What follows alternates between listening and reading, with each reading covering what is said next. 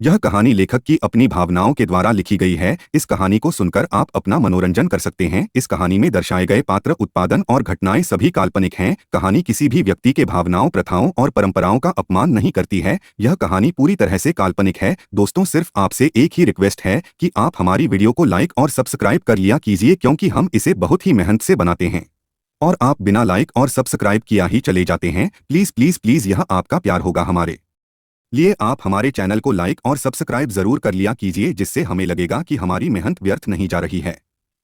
Episode number 21 से 30 तक कहानी अनिका कहती है, अरे दी आप गलत समझ रहे हैं, ऐसा कुछ भी नहीं है। आप तो जानती हो मैं उसको बिल्कुल पसंद नहीं करती, खड़ूस कहीं का।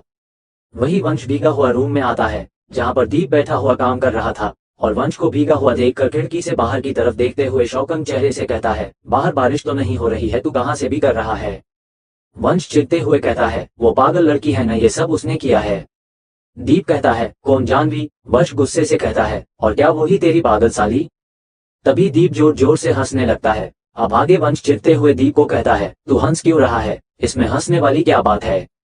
तभी दीप हंसी रोकते हुए कहता है, अच्छा सॉरी सॉरी, अब बता दो सही, जानवी ने तुझे भीगा क्यों दिया? पहले तूने ही जरूर कुछ किया होगा। तभी वंश अपने हाथ बांधते हुए वंश से कहता है, हाँ सारी गलती मेरी है, तेरी साली तो कभी कुछ करती ही नहीं है, भूली है ना बेचारी। ऐसा कहते हुए वंश बाथरूम में कपड़े चेंज करने चला जाता है। तभी दीप के फोन की घंटी बजती है, जिस पर अनिका का नाम आ रहा होता। अनिका का नाम देखकर दीप के फेस पर स्माइल आ जाती है और वह जल्दी से फोन उठाता है और कहता है, हेलो। तभी अनिका दीप को वंश और जानवी के बारे में बताती है, जिसे सुनकर दीप हंसने लगता है और कहता है, अच्छा तभी वंश ऐसे भीगा हुआ आया था। तभी अनिका कहती है, हमें भी कुछ न कुछ करना चाहिए, दोनों को मिलाने के लिए कुछ तो ऐसा करना चाहिए कि दोनों के बीच जो भी लड़ाइयाँ हैं वो खत्म हो सके। अभी दीप कहता है, हाँ कुछ तो करना चाहिए, क्या करें जिससे दोनों और करीब आ सके। तभी अनिका सामने से कहती है, मेरे पास एक आइडिया। दीप एक्साइटमेंट के साथ पूछता है, अच्छा क्या, बताओ। अनिका दीप को प्लान बताते हुए कहती है, कल हल्दी का प्रोग्राम है, कल तुम्हारी फैमिली और मेरी फैमिली सब एक साथ होंगे, तो हम एक काम करेंगे, तुम किसी भी बहाने से वंश को अपने रूम में भेजना, तभी तुम जानवी को भी किसी न किसी बहाने से अपने रूम में भेजना, और फिर हम बाहर से लॉक लगा देंगे। कुछ देर इन दोनों को एक साथ बंद रहने देंगे। कहते हैं जब दो लड़ाई करने वाले लोगों को एक साथ बंद कर दिया जाए तो वह अपनी लड़ाई अपने आप सॉल्व कर लेते हैं। क्या पता ये भी सॉल्व कर ले अपनी बीच की लड़ाई को। कैसे लगा मेरा आइडिया? तभी दीप कहता है, वह सब तो ठीक है, पर हम दोनों में से तो कोई लॉक लगाने जा ही नहीं पाएगा ना, हम दोनों तो वहां से हिल भी नहीं सकेंगे, तो उसमें हमारी मदद कौन करेगा? अनिका कहती है, उसकी चिंता तुम मत करो, वो सब मैं देख लूंगी। दीप कहता है, ओके, और फिर दोनों फोन काट देते हैं।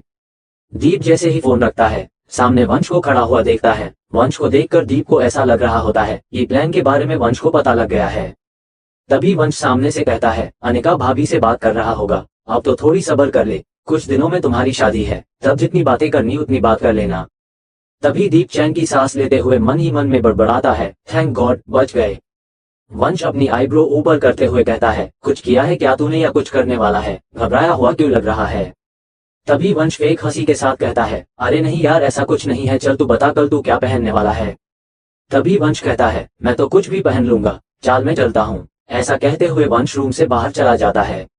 दीप मनी मन में बड़बड़ाता है, थैंक गॉड उसने कुछ नहीं सुना, नहीं तो सारे प्लान पर पानी फिर जाता है।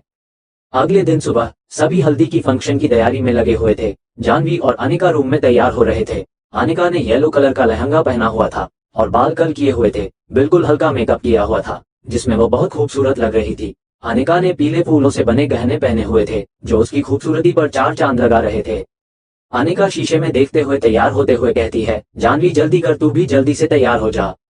तभी जानवी अनिका के लहंगे का दुपट्टा सही करते हुए कहती है, दी मैं तो अभी तैयार हो जाऊंगी, आप उसकी चिंता मत करो, मुझे तो बस 2 मिनट लगेंगे तैयार होने में। तभी गेट पर खटखटा की आवाज आती है और बाहर से अनिका की माँ कहती है, अनिका और कितना टाइम लगेगा? पंडित जी आ गए, पहले वो कोई पूजा करेंगे, तब तुझे हल्दी लगेगी। अनिका आवाज लगाते हुए कहती है, हाँ माँ मैं रेडी हूँ, जानवी दरवाजा खोल। तभी जानवी गेट खोलती है। अनिका की माँ अंदर आकर अनिका को देखकर उसकी नजर उतारती है और कहती, आज बहुत प्यारी लग रही हो, और उसे काला टीका लगाते हुए कहती है, चल अब जल्दी पंडित जी पूजा करेंगे। अनिका की माँ जानवी से कहती है, जानवी बेटा जल्दी से तुम भी तैयार होकर नीचे आ जाओ, मैं जब तक अनिका को लेकर जाती हूँ, ज्यादा देर मत करना। जानवी भी कहती है, जी मैं बस जल्दी से तैयार होकर आती हूँ, आप जब तक दी को लेकर जाइए। अनिका की माँ अनिका को ले जाती है और जानवी भी तैयार होने चली जाती है। अनिका आवाज लगाते हुए कहती है, हाँ माँ मैं रेडी हूँ, जानवी दरवाजा खोल। तभी जानवी गेट खोलती है। अनिका की माँ अंदर आकर अनिका को देखकर उसकी नजर उतारती है और कहती, आज बहुत प्यारी लग रही हो, और उसे काला टीका लगाते हुए कहती है, चल अब जल्दी पंडित जी पूजा करेंगे। अनिका की माँ जानवी से कहती है, जानवी बेटा जल्दी से तुम भी तैयार होकर नीचे आ जाओ, मैं जब तक अनिका को लेकर जाती हूँ, ज्यादा देर मत करना। जानवी भी कहती है, जी मैं बस जल्दी से तैयार होकर आती हूँ, आप जब तक दी को लेकर जाइए। अनिका की माँ अनिका को ले जाती है और जानवी भी तैयार होने चली जाती है। अब आगे नीचे पंडित जी पूजा कर रहे थे। अनिका भी पूजा में बैठी थी। तभी जानवी की दादी ने जानवी की माँ को कहा, तुम्हारी बेटी किधर है, उसको नीचे नहीं आना है क्या, जाओ जाकर देखो किधर रह गई है वो। जानवी की माँ कहती है, जी माँ मैं अभी जाकर देखती हूँ।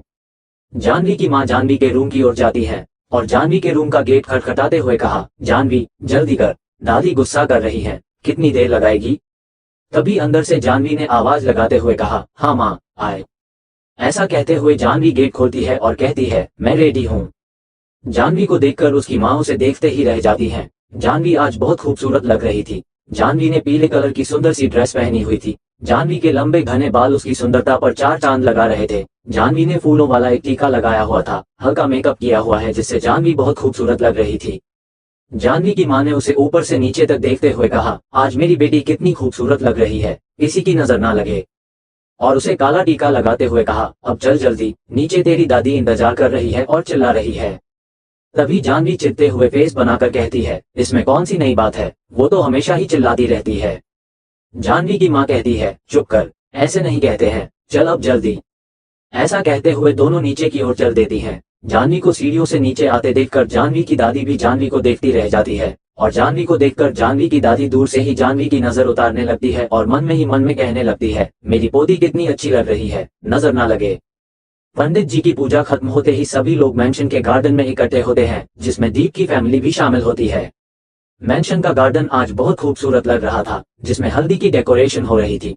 चारों तरफ पीले पर्दे और सफेद फूलों से सजाया हुआ था। जब दीप ने अनिका को देखा तो उसकी खूबसूरती में खो ही गया, जिसे देखकर अनिका ने शर्माकर अपना फेस नीचे कर लेती है। अनिका और दीप को हल्दी की रस्म के लिए बिठाया जाता है। तभी दीप अनिका से धीरे से कहता है, आज बहुत खूबसूरत लग रही हो, मन तो कर रहा है अभी उठा कर ले जाऊं तुम्हें।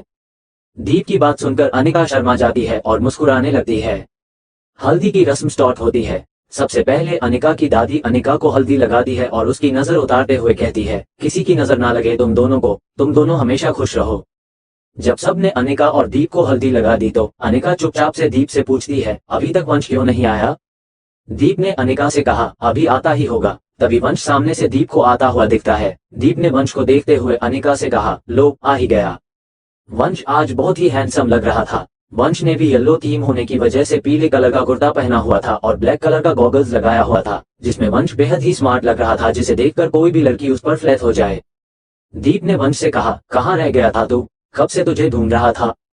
वंश ने दीप से कहा, मैं रेडी हो रहा था और कुछ ऑफिस का काम आ गया था बीच में, तो वही कर रहा था। दीप वंश से कहता है, कभी तो ऑफिस के काम से छुट्टी ले लिया कर, मुझे तो लगता है तू अपनी शादी में भी ऑफिस का काम ही करता रहेगा। खैर छोड़, आजा बैठ जा। तभी दीप ने अनिका से कहा, वंश तो आ गया लेकिन जानवी कहाँ है। अनिका इधर उधर देखते हुए दीप से कहती है, न जाने लड़की कहाँ रह गई। अनिका बगल में बैठी जानवी की दादी से पूछती है, दादी जानवी किधर है, उसको बुलाइए ना, वो मुझे हल्दी नहीं लगाएगी क्या। तभी दादी ने थोड़ा गुस्सा करते हुए कहा, अरे गंगा, जानवी कहाँ है, उसकी हर जगह लेट आने की आदत हो गई है, जाओ जाकर देख कर आओ। तभी वंश की माँ कहती है, हाँ बुलाइए ना, मुझे मेरी बहू को देखने का बहुत मन कर रहा है। वंश अपनी माँ की बात सुनकर चिढ़ जाता है और अपनी माँ से चिढ़ते हुए कहता है, बस भी करो माँ। वंश की माँ वंश से कहती है, तू चुप कर। फिर वंश की माँ जानवी की माँ से कहती है, आप जाइए ना, उसको जल्दी से बुला के आइए। गंगा ने वंश की माँ से कहा, हाँ मैं अभी देख कर आती हूँ, वो जरूर किसी काम में लगी होगी। ऐसा कहते हुए जानवी की माँ जानवी को ढूंढते हुए हवेली के अंदर जाती है और आवाज देती है, जानवी कहाँ है तू। जानवी। जानवी हॉल में सोफे पर गुस्से में बैठी हुई थी। जानवी की माँ उसके पास जाती है और उससे पूछती है, जानवी तुझे आना नहीं है क्या, तेरी अनिका दी कब से तुझे बुला रही है, यहाँ क्यों बैठी तू अकेली। जानवी ने हाथ बांधकर गुस्से में अपनी माँ से कहा, मुझे नहीं आना, वहां पर वो खड़ूस भी मिलेगा, मुझे तो उसकी शक्ल तक नहीं देखनी, और वैसे भी मेरा मूड उसको देखकर खराब हो जाएगा, मैं नहीं आ रही हूँ। जानवी की माँ जानवी के पास बैठते हुए कहती है, तू पागल हो गई है क्या, वो तेरा होने वाला पति है, उसके बारे में ऐसी बातें नहीं करते, अब चल जल्दी। जानवी अपनी माँ की तरफ देखते हुए कहती है, माँ, वो मेरा कोई होने वाला पति नहीं है, मैं उसे अपना पति कभी नहीं मानूंगी, मैं तो शादी से पहले ही भाग जाऊंगी। जानवी की माँ जानवी के कंधे पर हाथ रखते हुए कहती है, जानवी, ऐसे नहीं कहते, ठंडे दिमाग से सोच बेटा, वो बहुत अच्छा लड़का है, तू उसे गलत समझ रही है, वो तुझे बहुत खुश रखेगा, कम से कम उसे एक मौका तो दे। जानवी की माँ जानवी के पास बैठते हुए कहती है, तू पागल हो गई है क्या, वो तेरा होने वाला पति है, उसके बारे में ऐसी बातें नहीं करते, अब चल जल्दी। जानवी अपनी माँ की तरफ देखते हुए कहती है, माँ, वो मेरा कोई होने वाला पति नहीं है, मैं उसे अपना पति कभी नहीं मानूंगी, मैं तो शादी से पहले ही भाग जाऊंगी। जानवी की माँ जानवी के कंधे पर हाथ रखते हुए कहती है, जानवी, ऐसे नहीं कहते, ठंडे दिमाग से सोच बेटा, वो बहुत अच्छा लड़का है, तू उसे गलत समझ रही है, वो तुझे बहुत खुश रखेगा, कम से कम उसे एक मौका तो दे। अब आगे जानवी चिढ़ते हुए अपनी माँ से कहती है, मुझे किसी को कोई मौका नहीं देना, ये आपकी बहुत बड़ी गलतफहमी है कि वो एक अच्छा लड़का है, एक नंबर का खड़ूस है, इतना एटीट्यूड भरा है उसमें, मैं ऐसे एटीट्यूड वाले लड़के के साथ बिल्कुल नहीं रह सकती हूँ, मुझे शादी वगैरह करनी नहीं। आप क्यों मेरी बात नहीं सुन रही है, प्लीज दादी से बात करो आप।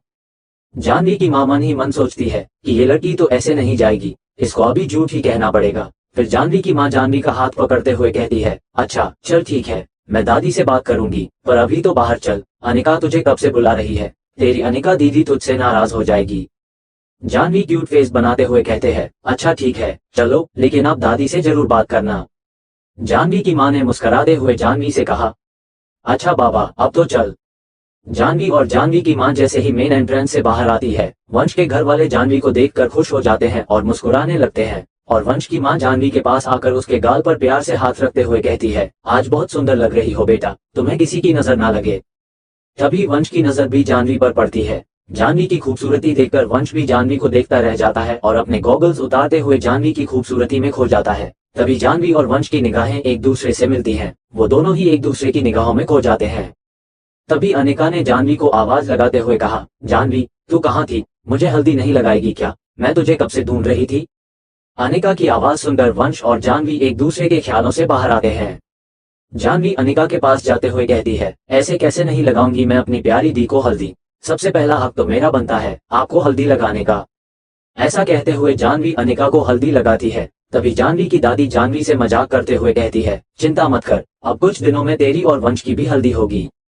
दादी की बात सुनकर वंश और जानवी एक दूसरे को गुस्से से देखने लगते हैं। जानवी वंश को देखकर चिढ़ते हुए मुंह टेढ़ा करती है और वंश कंफ्यूजिंग फेस बनाते हुए मन ही मन कहता है, अजीब लड़की है।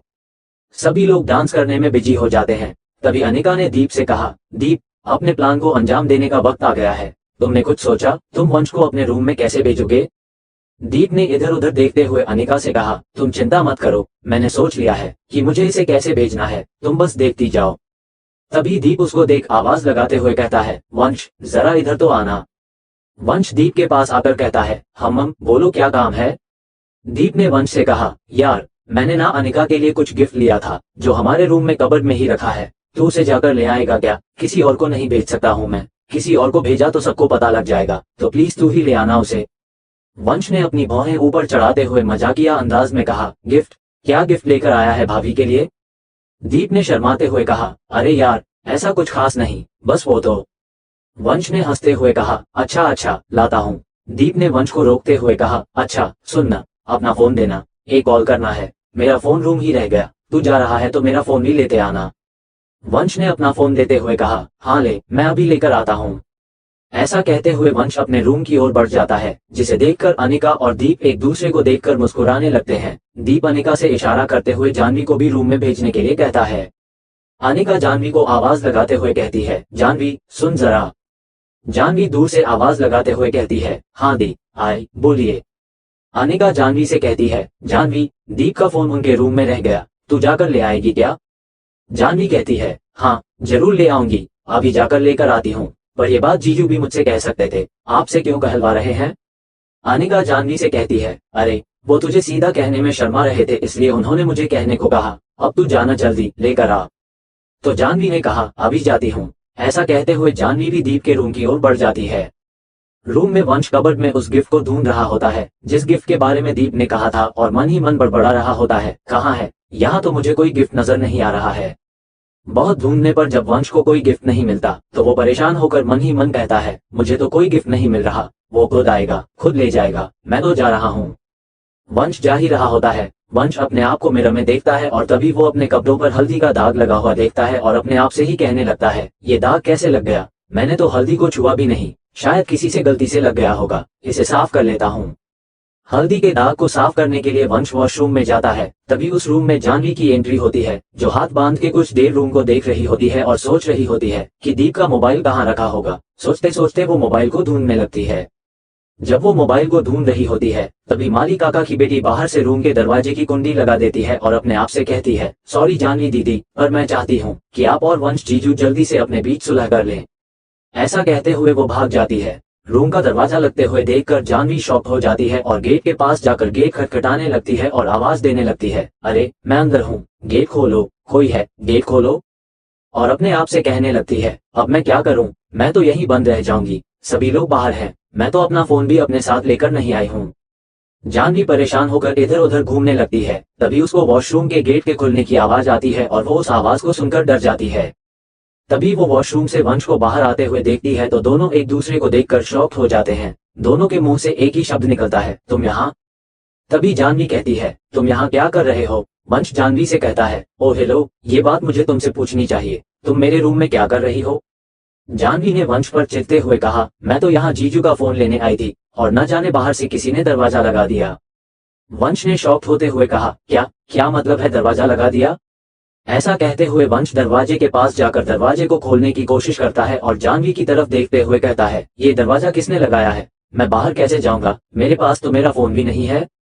जानवी चिल्लाते हुए कहती है, क्या तुम्हारे पास भी तुम्हारा फोन नहीं है? तुम पागल हो क्या? तुम अपने पास अपना फोन नहीं रख सकते हो? वैसे 24 घंटे फोन में लगे रहते हो, लेकिन जब जरूरत थी तो फोन छोड़कर आ गए हो। वंश जानवी के करीब आकर उस पर गुस्सा करते हुए कहता है, मैं क्या सपना देख रहा था कि मुझे फोन की जरूरत पड़ेगी और तुम ऐसे कह रही हो, इसका मतलब तुम्हारे पास भी फोन नहीं है। जानवी ने चिढ़कर कहा, हाँ नहीं है मेरे पास भी फोन, मैं सपना थोड़ी देख रही थी कि मैं तुम जैसे खड़ूस के साथ यहाँ फंस जाऊंगी, मुझे पता होता ना तो मैं तो हल्दी के फंक्शन में ही ना आती। वंश ने चिढ़ते हुए कहा, तो मुझे कौन सा शौक था तुम्हारे साथ यहाँ फंसने का? अब मेरा दिमाग मत खराब करो, चुपचाप बैठी रहो, मुझे कुछ सोचने दो यहाँ से निकलने के बारे में। ऐसा कहते हुए वंश कुछ सोचने लगता है और तभी जानवी से कहता है, तुम यहाँ दीप का फोन लेने आई थी ना, तो ढूंढो, फोन यहीं होगा, अगर फोन मिल गया ना तो हम दोनों जल्दी से यहाँ से निकल सकते हैं। ऐसा कहते हुए दोनों फोन को ढूंढने में लग जाते हैं। जानवी फोन ढूंढते ढूंढते मन ही मन में बड़बड़ा रही होती है, प्लीज भगवान जी, जल्दी से फोन मिल जाए, मैं जल्दी से यहाँ से निकलूं। वंश ने चिढ़ते हुए कहा, तो मुझे कौन सा शौक था तुम्हारे साथ यहाँ फंसने का? अब मेरा दिमाग मत खराब करो, चुपचाप बैठी रहो, मुझे कुछ सोचने दो यहाँ से निकलने के बारे में। ऐसा कहते हुए वंश कुछ सोचने लगता है और तभी जानवी से कहता है, तुम यहाँ दीप का फोन लेने आई थी ना, तो ढूंढो, फोन यहीं होगा, अगर फोन मिल गया ना तो हम दोनों जल्दी से यहाँ से निकल सकते हैं। ऐसा कहते हुए दोनों फोन को ढूंढने में लग जाते हैं। जानवी फोन ढूंढते ढूंढते मन ही मन में बड़बड़ा रही होती है, प्लीज भगवान जी, जल्दी से फोन मिल जाए, मैं जल्दी से यहाँ से निकलूं। अब आगे बहुत ढूंढने के बाद भी जब फोन नहीं मिलता है तो वंश और जानवी थककर एक साथ बेड पर बैठ जाते हैं। लंबी गहरी सांस लेते हुए जानवी कहती है, यहाँ तो कुछ भी नहीं मिला, अब क्या करें? किसी ने हम दोनों को एक साथ रूम में देख लिया ना जाने क्या सोचेंगे। नहीं, हमें जल्दी से यहाँ से निकलना पड़ेगा, कुछ भी करो लेकिन ये दरवाजा खुलवाओ, बस, मैं कुछ नहीं जानती। जानवी की बात सुनकर वंश कंफ्यूजिंग फेस बनाते हुए कहता है, अरे मैं कैसे खुलवाऊं, तोड़ दूं क्या? और तुम तो ऐसे कह रही हो जैसे मैंने ही बंद करवाया हो। जानवी शक भरी निगाहों से वंश को देखकर कहती है, कहीं तुम्हारी ही तो चाल नहीं है, कहीं ये सब तुमने ही तो नहीं करवाया? जानवी डरते हुए पीछे होते हुए कहती है, देखो तुम मुझसे दूर रहना, अगर तुमने कुछ भी ऐसा वैसा करने की कोशिश की ना, मैं जोर से चिल्ला दूंगी, मेरे पास भी मत आना। देखो तुम मुझे जानते नहीं हो, मैं जब अपनी पर आ जाती हूँ ना तो मैं अच्छे को पीट देती हूँ, मुझसे दूर रहना, समझे? जानवी की बात सुनकर पहले तो वंश गुस्सा होने वाला होता है, पर तभी वो मन ही मन सोचने लगता है कि क्यों ना इसके मजे लिए जाए, इसको और तंग किया जाए। ऐसा सोचते वंश मुस्कुराते हुए जानवी के करीब जाने लगता है। उसे देखकर जानवी और पीछे होती जाती है। तभी जानवी दीवार से टकरा जाती है और वंश उसके और करीब आते हुए कहता है, वैसे तो मैं नहीं जानता कि ये सब किसने किया है, लेकिन अगर अब मुझे मौका मिला ही है तो तुम्हारे करीब आने में क्या ही प्रॉब्लम है? वैसे भी तो कुछ टाइम में हमारी शादी होने वाली है। वंश की ऐसी हरकतें देखते हुए जानवी घूरते हुए वंश से कहती है, ये क्या बोले जा रहे हो? तुम पागल हो गए हो क्या? देखो मुझसे दूर रहो, वरना मैं चिल्ला दूंगी, समझे? ऐसा कहते हुए जैसे ही वंश जानवी के करीब आ जाता है, जानवी वहां से भाग जाती है और वंश जानवी को डरा हुआ देखकर जोर जोर से हंसने लगता है। जानवी उसे शॉक्ड हुए देख रही होती है और उससे कहती है, हंस क्यों रहे हो, पागल हो गए हो क्या? तभी वंश अपनी हंसी रोकते हुए कहता है, क्यों, डर गई ना? इसलिए कहता हूँ, मुझसे सोच समझ कर बोला करो, समझी? जानवी गुस्सा होते हुए वंश का कॉलर पकड़ने के लिए वंश के करीब आती है और कहती है, तुम्हारी तो। जैसे ही जानवी वंश के करीब आ रही होती है, जानवी का पैर फिसल जाता है। अपने आप को गिरने से बचाने के लिए वंश को पकड़ती है। तभी दोनों एक साथ बेड पर गिर जाते हैं और दोनों एक दूसरे की नजरों में खो जाते हैं। तभी बाहर से गेट खुलने की आवाज आती है, जिससे वो दोनों एक दूसरे के ख्वाबों से बाहर आते हुए गेट की तरफ देखते हैं और जल्दी से उठकर गेट की तरफ आते हैं। जैसे ही गेट खुलता है, दीप सामने खड़ा होता है। दीप अनजान बनते हुए कहता है, अरे तुम दोनों यहाँ एक साथ क्या कर रहे हो? वंश, तुझे तो मैंने अनिका का गिफ्ट लाने के लिए बोला था ना, और ये दरवाजा बाहर से किसने लगाया? जानवी ने घबराते हुए चेहरे से दीप से कहा, पता नहीं जीजू, मैं तो यहाँ आपका फोन लेने आई थी। पता नहीं बाहर से दरवाजा किसने बंद कर दिया और मुझे बाद में पता चला कि ये भी अंदर है। ऐसा कहते हुए जानवी वहां से भाग जाती है। दीप ने वंश को चिढ़ाते हुए कहा, यहाँ क्या चल रहा था? आज खुश तो बहुत होगा तू, मैंने तुम दोनों को डिस्टर्ब तो नहीं कर दिया ना? वंश ने चिढ़ते हुए फेस बनाकर कहा, चुप रह तू, तेरी वजह से यहाँ फंसा हूं मैं। अगर तू मुझे यहाँ कोई गिफ्ट लेना भेजता ना तो मैं फंसता भी नहीं। ऐसा कहते हुए वंश भी वहां से निकल जाता है। दीप मन ही मन मुस्कुराने लगता है। जानवी हल्दी के फंक्शन में पहुंचती है तो जानवी को देखकर अनिका ने कहा, अरे जानवी, कहाँ रह गई थी? मैं कब से तेरा वेट कर रही थी। जानवी ने अनिका से कहा, बस दीप पूछो ही मत, और लंबी कहानी है, बाद में बताऊंगी। तभी वहां वंश भी आ जाता है। वंश और जानवी एक दूसरे को देखकर एक दूसरे से नजर चुरा रहे होते हैं। तभी वहां पर दीप भी आ जाता है और अनिका उसे इशारे में वंश और जानवी के बारे में पूछती है। तभी दीप इशारे में अनिका से कहता है कि मैं बाद में बताता हूँ। सभी लोग डांस करने में बिजी हो जाते हैं। वंश के घर वाले जानवी को भी डांस के लिए ले जाते हैं और वंश को भी ले जाते हैं। सभी घर वाले बहुत खुश थे और हल्दी का फंक्शन भी खत्म होता है और अनिका के घर वाले और दीप के घर वाले वापस लौटने लगते हैं।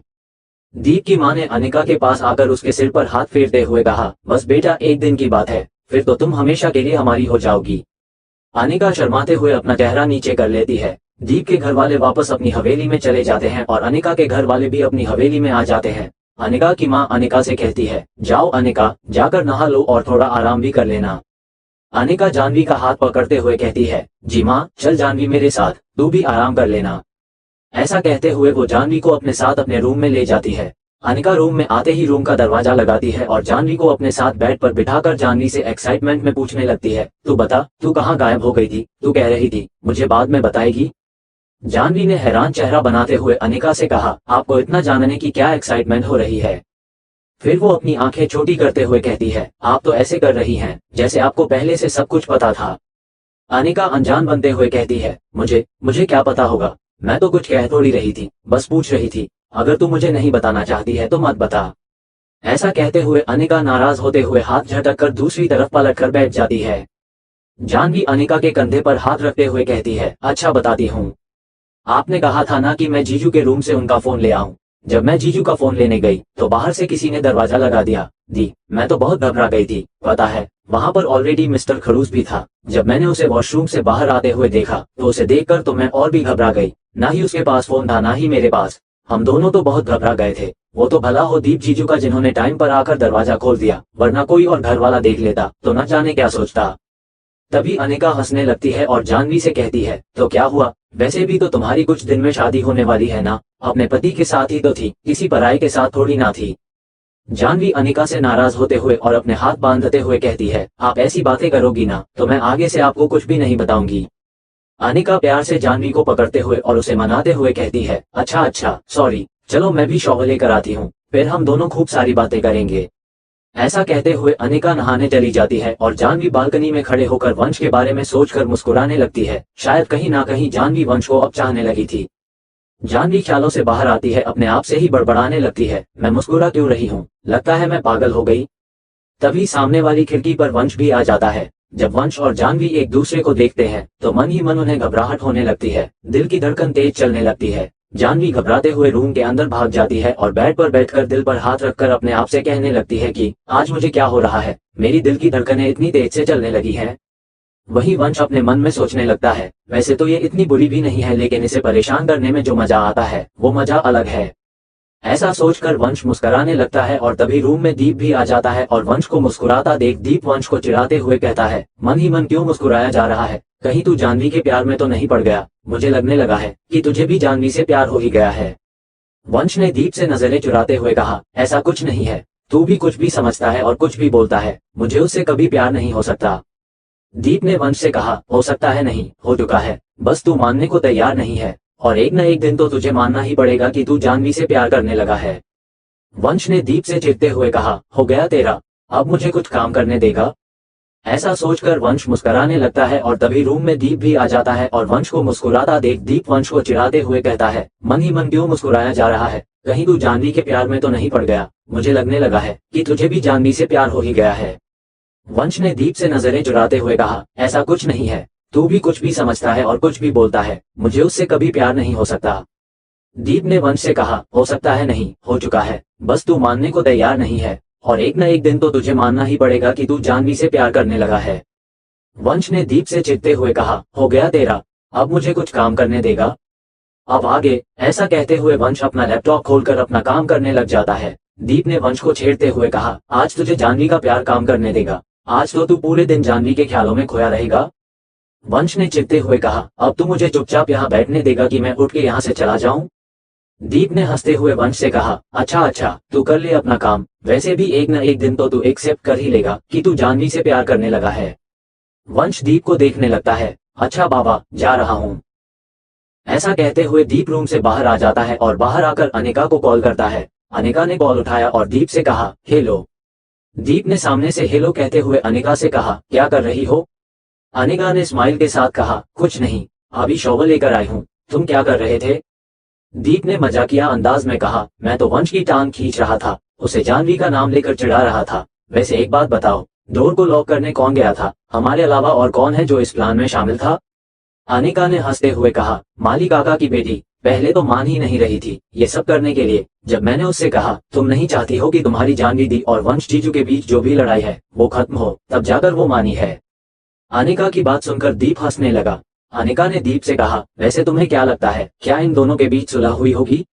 दीप ने अनिका से कहा, सुलह का तो पता नहीं, लेकिन हाँ, अब मुझे लगने लगा है कि वंश के मन में जानवी के लिए कुछ ना कुछ तो है, बस वो एक्सेप्ट नहीं कर रहा। क्या पता जानवी के मन में भी वंश के लिए अब कुछ ना कुछ हो, वो भी एक्सेप्ट ना कर रही हो। अनिका ने दीप से कहा, कब एक्सेप्ट करेंगे? एक दूसरे से प्यार करते हैं, भगवान कुछ ऐसा करे कि इन दोनों को एक्सेप्ट करना ही पड़े कि सच में ये दोनों एक दूसरे से प्यार करने लगे हैं। दीप ने कहा, अब तो भगवान ही कुछ करे। अनिका फोन पर बात कर रही थी तो जानवी पीछे से आ जाती है और उससे कहती है, क्या करे भगवान जी? अनिका डरते हुए पीछे मुड़कर देखती है। जानवी को खड़ा हुआ देख अनिका को लगने लगता है कि जानवी ने सारी बात सुन ली।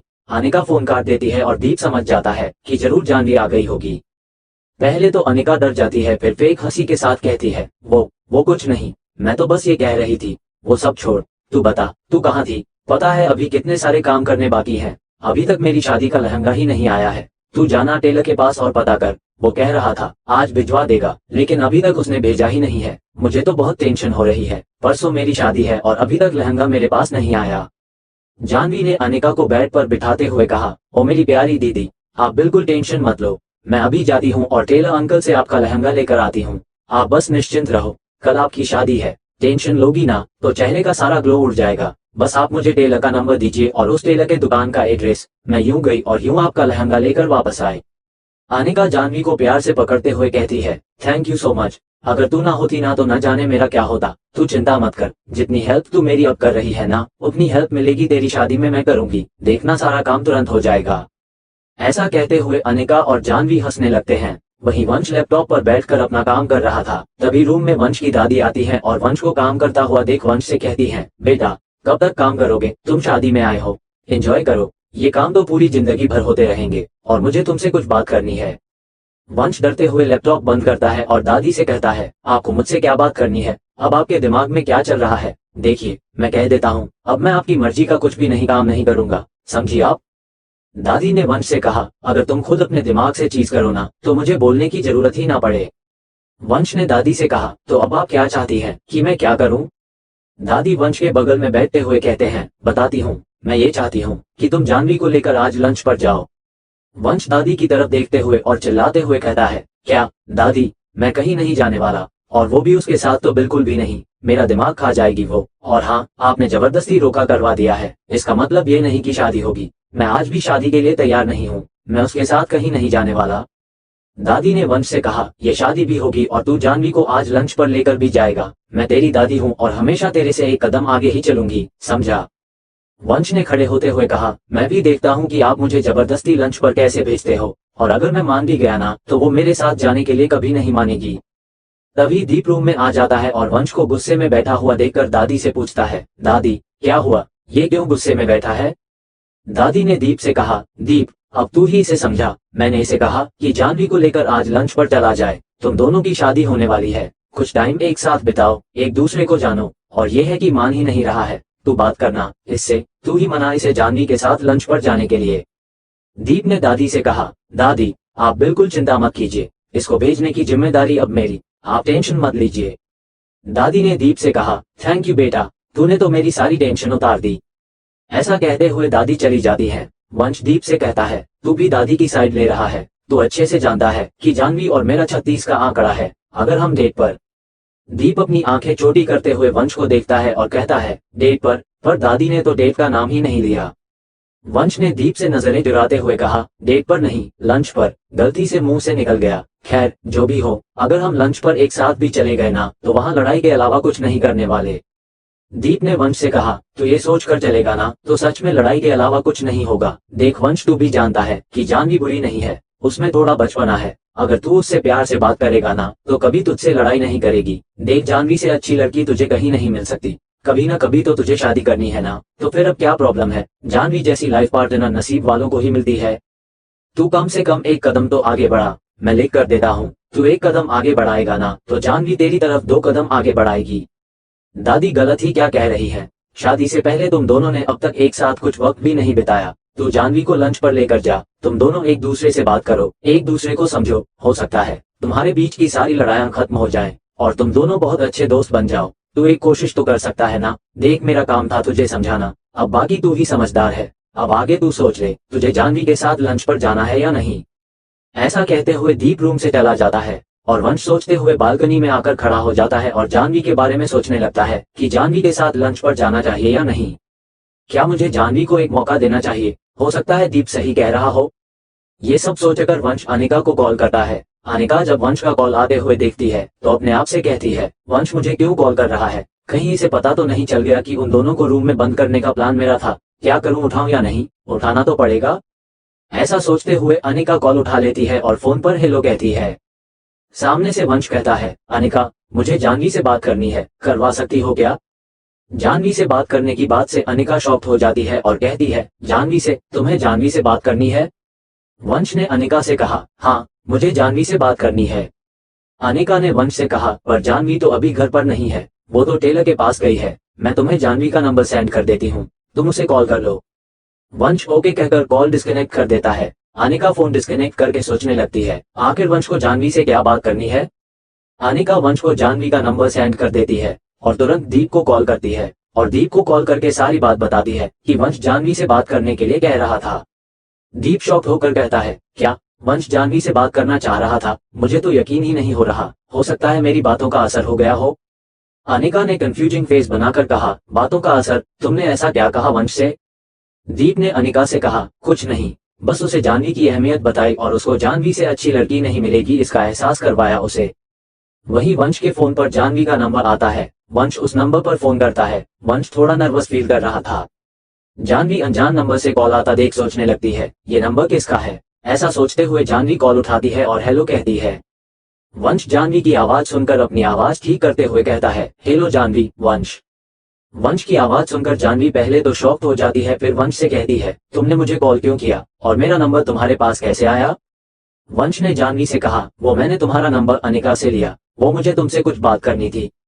जानवी ने अपनी आईब्रो ऊपर करते हुए कहा, आज तो बड़े अलग तरीके में बात कर रहे हो, ऐसा लग ही नहीं रहा कि वंश सिंघानिया बात कर रहा है। वैसे तुम्हें मुझसे बात क्या करनी थी, बोलो। वंश ने जानवी से कहा, दादी ने कहा है कि मैं तुम्हें आज लंच पर बाहर लेकर जाऊं ताकि हम शादी से पहले एक दूसरे को जान सकें। जानवी शॉक्ड होते हुए कहती है, और तुम मान गए? वंश ने जानवी से कहा, पहले तो मैं नहीं माना था, लेकिन मैंने कुछ सोचा है जो मैं मिलकर बताऊंगा, इसलिए आज 12 बजे तैयार रहना, मैं तुम्हें लेने आऊंगा। जानवी आंखें छोटी करते हुए कहती है, और मैं क्यों तुम्हारे साथ जाऊं, तुम वहां भी मुझसे लड़ने लग जाओगे। वंश ने जानवी से कहा, अरे बाबा, लड़ने के लिए नहीं जा रहा हूँ, बात करने के लिए जाएंगे, और बाकी आगे तुम्हारी मर्जी, तुम मुझे मैसेज करके बता देना कि तुम्हें चलना है कि नहीं। ऐसा कहते हुए वंश फोन काट देता है। जानवी पहले तो सोचने लगती है, फिर जल्दी से घर के लिए निकलती है। घर पहुंचते ही अनिका के रूम में जाती है और अनिका को अपने पास बिठाकर अनिका से कहती है, दीदी आप इधर बैठो, मुझे आपसे कुछ बात करनी है। अनिका भी जानवी को देखकर एक्साइटेड हो जाती है और कहती है, जानवी तू आ गई, जल्दी यहाँ बैठ, मुझे भी तुझसे बहुत जरूरी बात करनी है। तेरे पास वंश का कॉल आया। वंश ने जानवी से कहा, अरे बाबा, लड़ने के लिए नहीं जा रहा हूँ, बात करने के लिए जाएंगे, और बाकी आगे तुम्हारी मर्जी, तुम मुझे मैसेज करके बता देना कि तुम्हें चलना है कि नहीं।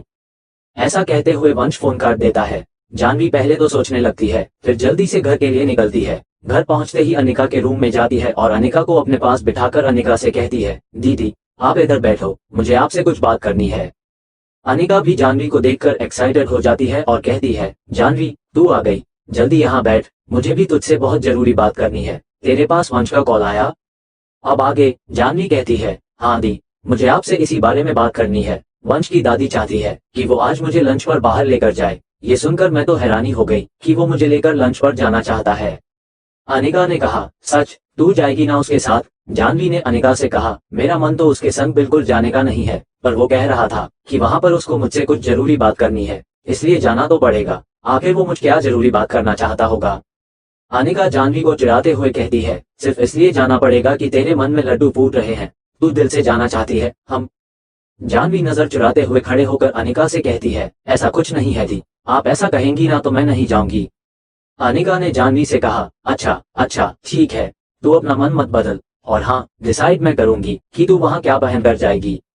जानवी अनिका से कहती है, अरे अरे, मैं वहाँ उससे बात करने जा रही हूँ, डेट पर नहीं जा रहे हैं हम, इतना खुश होने की आपको जरूरत नहीं। ओके। अनिका ने मजाकिया अंदाज में कहा, तू मान या ना मान, है तो ये लंच डेट ही ना, ये कोई डेट वेट नहीं है समझिए आप, और ये फालतू के ख्याली पुलाव अपने दिमाग में मत पकाइए। अनिका ने जानवी का हाथ पकड़कर उसे खींचते हुए कहा, चल डिसाइड करते हैं कि तू आज क्या पहन कर जाएगी, चल। अनिका जानवी को बेड पर बिठाकर अलमारी खोलकर कई सारी ड्रेस निकाल कर दिखाने लगती है और बोलती है, इसको ट्राई करके दिखा कि कैसा लगता है तेरे ऊपर। अनिका दी, मैं कुछ भी ट्राई नहीं करने वाली, आप मुझे कोई एक ड्रेस निकाल कर दे दो, मैं वही पहन कर चली जाऊंगी, ये सब झंझट मुझसे नहीं होता। अनिका बेड पर बैठते हुए जानवी से बोली, यार तू कितनी बोरिंग है, कोई लड़का तुझे डेट पर लेकर जा रहा है, तू कैसे भी बनकर चली जाएगी क्या, बुद्धू कहीं की। मैंने कहा ना, ये कोई डेट वेट नहीं है, हम सिर्फ बात करने जा रहे हैं। अनिका बोली, अच्छा बाबा ठीक है, तू ये वाली ड्रेस लेकर जा, जाकर तैयार हो जा। अरे मैं एक चीज तो भूल ही गई, जानवी ने खड़े होते हुए कहा। क्या? अनिका बोली। जानवी ने अनिका से बोला, मुझे तो मिस्टर खडूस को मैसेज करना था कि मैं लंच पर चलने के लिए तैयार हूँ। अरे तो जल्दी करना, किसका वेट कर रही है, अनिका ने जानवी से बोली। वही वंश कब से जानवी के मैसेज का इंतजार कर रहा था। इधर उधर घूमता हुआ वंश बार बार फोन को देखे जा रहा था। तभी रूम में दीप भी आ जाता है और वंश से पूछता है, तो तूने क्या डिसाइड किया, तू जानवी को लंच पर लेकर जाएगा? हाँ, वंश ने दीप से नजरें चुराते हुए कहा। दीप ने खुश होते हुए वंश से कहा, सच में, थैंक गॉड, तेरे दिमाग में कुछ तो बात बैठी, तो तूने जानवी को बोला कि नहीं? मैंने उसे बोल दिया है, लेकिन अभी तक उसका कोई जवाब नहीं आया। मैं नहीं जानता कि वो लंच पर जाने के लिए मानेगी या नहीं। तभी वंश के फोन पर एक मैसेज आता है और वो तुरंत मैसेज खोलता है, जिस पर जानवी का जवाब लिखा था। जानवी ने मैसेज में लिखा, मैं लंच पर चलने के लिए तैयार हूँ। जानवी का मैसेज पढ़कर वंश के फेस पर हल्की सी स्माइल आ जाती है। दीप उसे देखकर वंश से बोलता है, क्या बात है भाई, किसका मैसेज है? आई थिंक जानवी का होगा, तभी तो तेरे फेस पर स्माइल आ गई। वंश ने अपनी स्माइल छुपाते हुए दीप से कहा, ऐसा कुछ नहीं है, मैसेज तो जानवी का ही है, पर मैं कोई स्माइल विस्माइल नहीं कर रहा था। हाँ, वो तो मैं तेरे फेस पर देखा था। दीप अपने हाथ बांधते हुए वंश से बोला। खैर, तू ये बता, तू क्या पहन के जाने वाला है? क्या पहन के जाने वाला हूँ? क्या किसी की शादी में थोड़ी जा रहा हूँ, कुछ भी पहन कर चला जाऊंगा? तेरा कुछ नहीं हो सकता, अब जो पहनना है पहन, कम से कम रेडी तो हो जा, 12 बजे बजने वाले हैं। चल तू रेडी हो जा, मैं ये खुशखबरी दादी को सुनाकर आता हूँ। ऐसा कहते हुए दीप रूम से चला जाता है और दादी के पास जाकर बोलता है, दादी आपके लिए एक गुड न्यूज, आपका प्यारा पोता जानवी के साथ लंच पर जाने के लिए मान गया। दादी खुश होते हुए बोली, सच में बेटा, तूने तो बहुत बड़ा एहसान किया है मुझ पर, भगवान तुझे हमेशा खुश रखे। पर तूने ऐसा क्या कहा उससे, वो कैसे मान गया जाने के लिए? मैंने तो बस उसे जानवी की अहमियत का एहसास कराया, दीप ने दादी से बोला। मैं अभी इमली को बताती हूँ। ऐसा बोलते हुए दादी इमली दादी को कॉल करने लगती है। इमली दादी फोन उठाकर हेलो कहती है। वंश की दादी ने इमली दादी से कहा, इमली, एक अच्छी खबर है। अच्छा, क्या, बता जल्दी, इमली दादी ने कहा। वंश की दादी बोली, मैंने सोचा कि वंश और जानवी को एक साथ कहीं बाहर भेजा जाए, और मैंने वंश से कहा कि तू जानवी को लेकर लंच पर चला जा। पहले तो वो माना ही नहीं, फिर दीप ने उसे समझाया और वो लंच पर जाने के लिए मान गया, और तेरी पोती जानवी भी उसके साथ जाने के लिए मान गई। इमली दादी खुश होते हुए बोली, तू सच कह रही है, मुझे तो यकीन ही नहीं हो रहा। चल मैं फोन रखती हूँ, ये खबर जानवी की माँ को भी सुनाती हूँ। ऐसा कहते हुए दोनों दादियाँ फोन काट देती हैं और इमली दादी जानवी की माँ को सारी बात बताने लगती है। जानवी की माँ भी खुश हो जाती है। जानवी अपने रूम में रेडी होकर रूम में इधर उधर घूम रही होती है और अनिका से बोलती है, दी, आखिर वो उसको मुझसे क्या बात करनी होगी, मुझे तो पता नहीं क्यों घबराहट सी हो रही है। इसमें घबराने वाली क्या बात है, अनिका बोली। जानवी रुकते हुए अनिका से बोली, आप जानती हो, वो मिस्टर खडूस छोटी छोटी बातों को लेकर लड़ने लग जाता है, फिर से वहां लड़ने लग गया तो। जानवी, देख, तू वहां लड़ाई करने नहीं जा रही है, तुम एक दूसरे से बात करने जा रहे हो, खबरदार अगर तू लड़ी तो, वेनिका ने कहा। जानवी नाराज होते हुए और अपने हाथ बांधते हुए अनिका से बोली, आप तो ऐसे कह रही हो जैसे हमेशा मैं ही पहले लड़ती हूँ। अनिका बोली, वो मैं नहीं जानती कि तुम दोनों में से पहले कौन लड़ता है, पर अब तू वहां पर कोई बहस नहीं करेगी, समझी। सामने से पहले मैं नहीं लड़ूंगी, लेकिन अगर उसने लड़ा ना तो मैं भी चुप नहीं बैठूंगी, कह देती हूँ। अच्छा बाबा, ठीक है, वंश तुझसे नहीं लड़ेगा, अगर उससे तुझे लड़ना ही होता तो तुझे लंच पर ले जाने के लिए कभी नहीं मानता। तभी जानवी के फोन की रिंग बजती है। जानवी फोन को देखते हुए अनिका से कहती है, दी, वंश का कॉल आ रहा है, तो उठाना जल्दी, अनिका बोली। जानवी कॉल उठाते हुए हेलो बोलती है। सामने से वंश जानवी से पूछता है, तुम रेडी हो? हाँ, मैं रेडी हूँ, जानवी बोली। वंश ने कहा, ओके, तुम मुझे पार्किंग एरिया में ही मिलना, मैं वहीं से तुम्हें पिक कर लूंगा। ओके, मैं आती हूँ, जानवी ने कहा। ऐसा कहते हुए जानवी वंश का फोन कट कर देती है और अनिका जानवी से पूछने लगती है, क्या कहा उसने? जानवी बोली, वो मुझ पार्किंग एरिया में ही आने को कह रहा है, वो मुझे वहीं से पिक कर लेगा। हाँ, तो तू जाना, किसका वेट कर रही है? अनिका और जानवी दोनों एक साथ नीचे हॉल में आती है। नीचे हॉल में अनिका की दादी और जानवी की दादी और अनिका की माँ बैठी हुई होती है, जो जानवी का ही वेट कर रही थी। जानवी को देखकर जानवी की दादी खुश हो जाती है और कहती है, इधर आ जानवी, मेरे पास बैठ, मुझे तुझसे कुछ बात करनी है। देख, वहां पर जाकर वंश से फिर झगड़ा मत करने लग जाना, समझी? अरे, सब मुझे एक ही बात क्यों बार बार बोले जा रहे हैं? मैं ही थोड़ी हर बार झगड़ा करती हूँ, वो कुछ नहीं करता क्या? जानवी चिढ़ते हुए बोली, ये क्या लगा रखा है तुमने, करता है तू तड़ाक, अब वो तुम्हारा होने वाला पति है, थोड़ा तमीज से बात किया करो उससे। जानवी की माँ ने जानवी को टोकते हुए कहा। तभी जानवी की दादी ने कहा, सही कह रही है तेरी माँ, कोई अब भला अपने होने वाले पति से इस तरीके से बात करता है, अब उसे तमीज से बोलना सीख ले, समझी?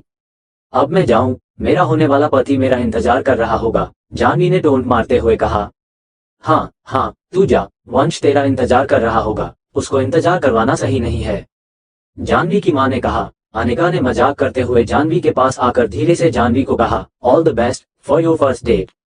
अनिका दीदी, जानवी ने चिढ़ते हुए कहा। अच्छा, सॉरी, अब जा जल्दी, नहीं तो फिर तुझसे लड़ने लगेगा, अनिका ने हंसते हुए कहा। पार्किंग एरिया में वंश 10 मिनट से जानवी का वेट कर रहा था। वो बार बार घड़ी देखते हुए इधर उधर घूम रहा था और मन ही मन में बड़बड़ भी कर रहा था, ना जाने ये लड़की किधर रह गई, 10 मिनट से यहाँ वेट कर रहा हूँ।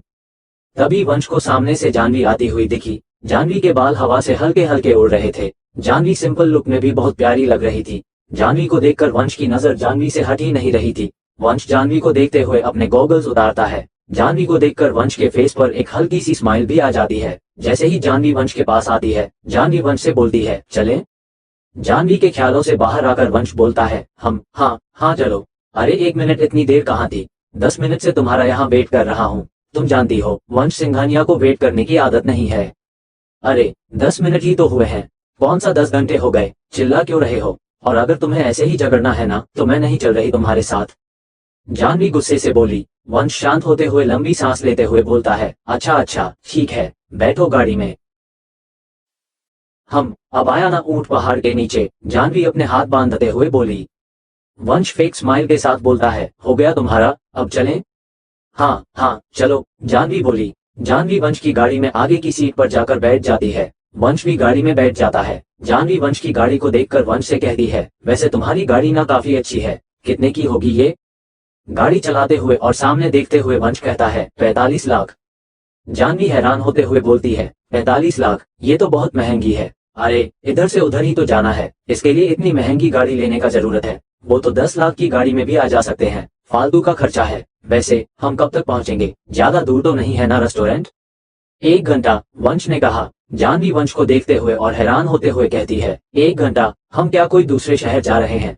इतनी दूर जाने क्या जरूरत है? नहीं नहीं, इतनी दूर नहीं जाएंगे, कहीं आसपास ही चलते हैं। 1 घंटा जाने में लगेगा तो आते आते तो शाम हो जाएगी, इतनी दूर नहीं जाना मुझे। आसपास में कोई भी अच्छा रेस्टोरेंट नहीं है, मैं ऑलरेडी एक बहुत बड़े होटल में टेबल बुक कर चुका और कैंसिल नहीं हो सकती, इसलिए मैं वही जाना होगा, वंश ने कहा।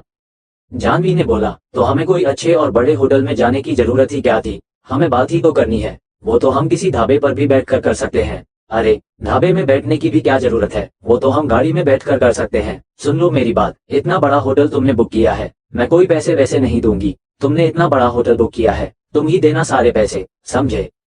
वंश ने जानवी से मजे लेने के लिए और जानवी को परेशान करने के लिए जानवी से कहा, अब कुछ नहीं हो सकता, अब तो मैंने वो होटल बुक कर दिया है, अब जो भी खर्च होगा वो हम दोनों के बीच आधा आधा होगा। क्या तुमने मुझसे पूछा था? अगर ऐसा है तो अभी गाड़ी रोको, मुझे नहीं जाना कहीं। जानवी ने बोला। वंश ने जानवी से बोला, अब तो ये गाड़ी होटल पर ही जाकर रुकेगी, ओके? ठीक है, तो वहां पर हम फिर पानी पीकर आ जाएंगे, कुछ ऑर्डर मत करना, समझे? जानवी ने बोला, वहां पर एक पानी की बोतल ही 400 रुपए की है और बिना ऑर्डर किए वो हमें वहां से बाहर तक नहीं निकलने देंगे, समझी? तो अब तो कुछ भी नहीं हो सकता। अगर तुम पैसे नहीं दे सकती हो तो वहां बर्तन धोकर आ जाना, मैं तो अपना आधा बिल देकर निकल लूंगा।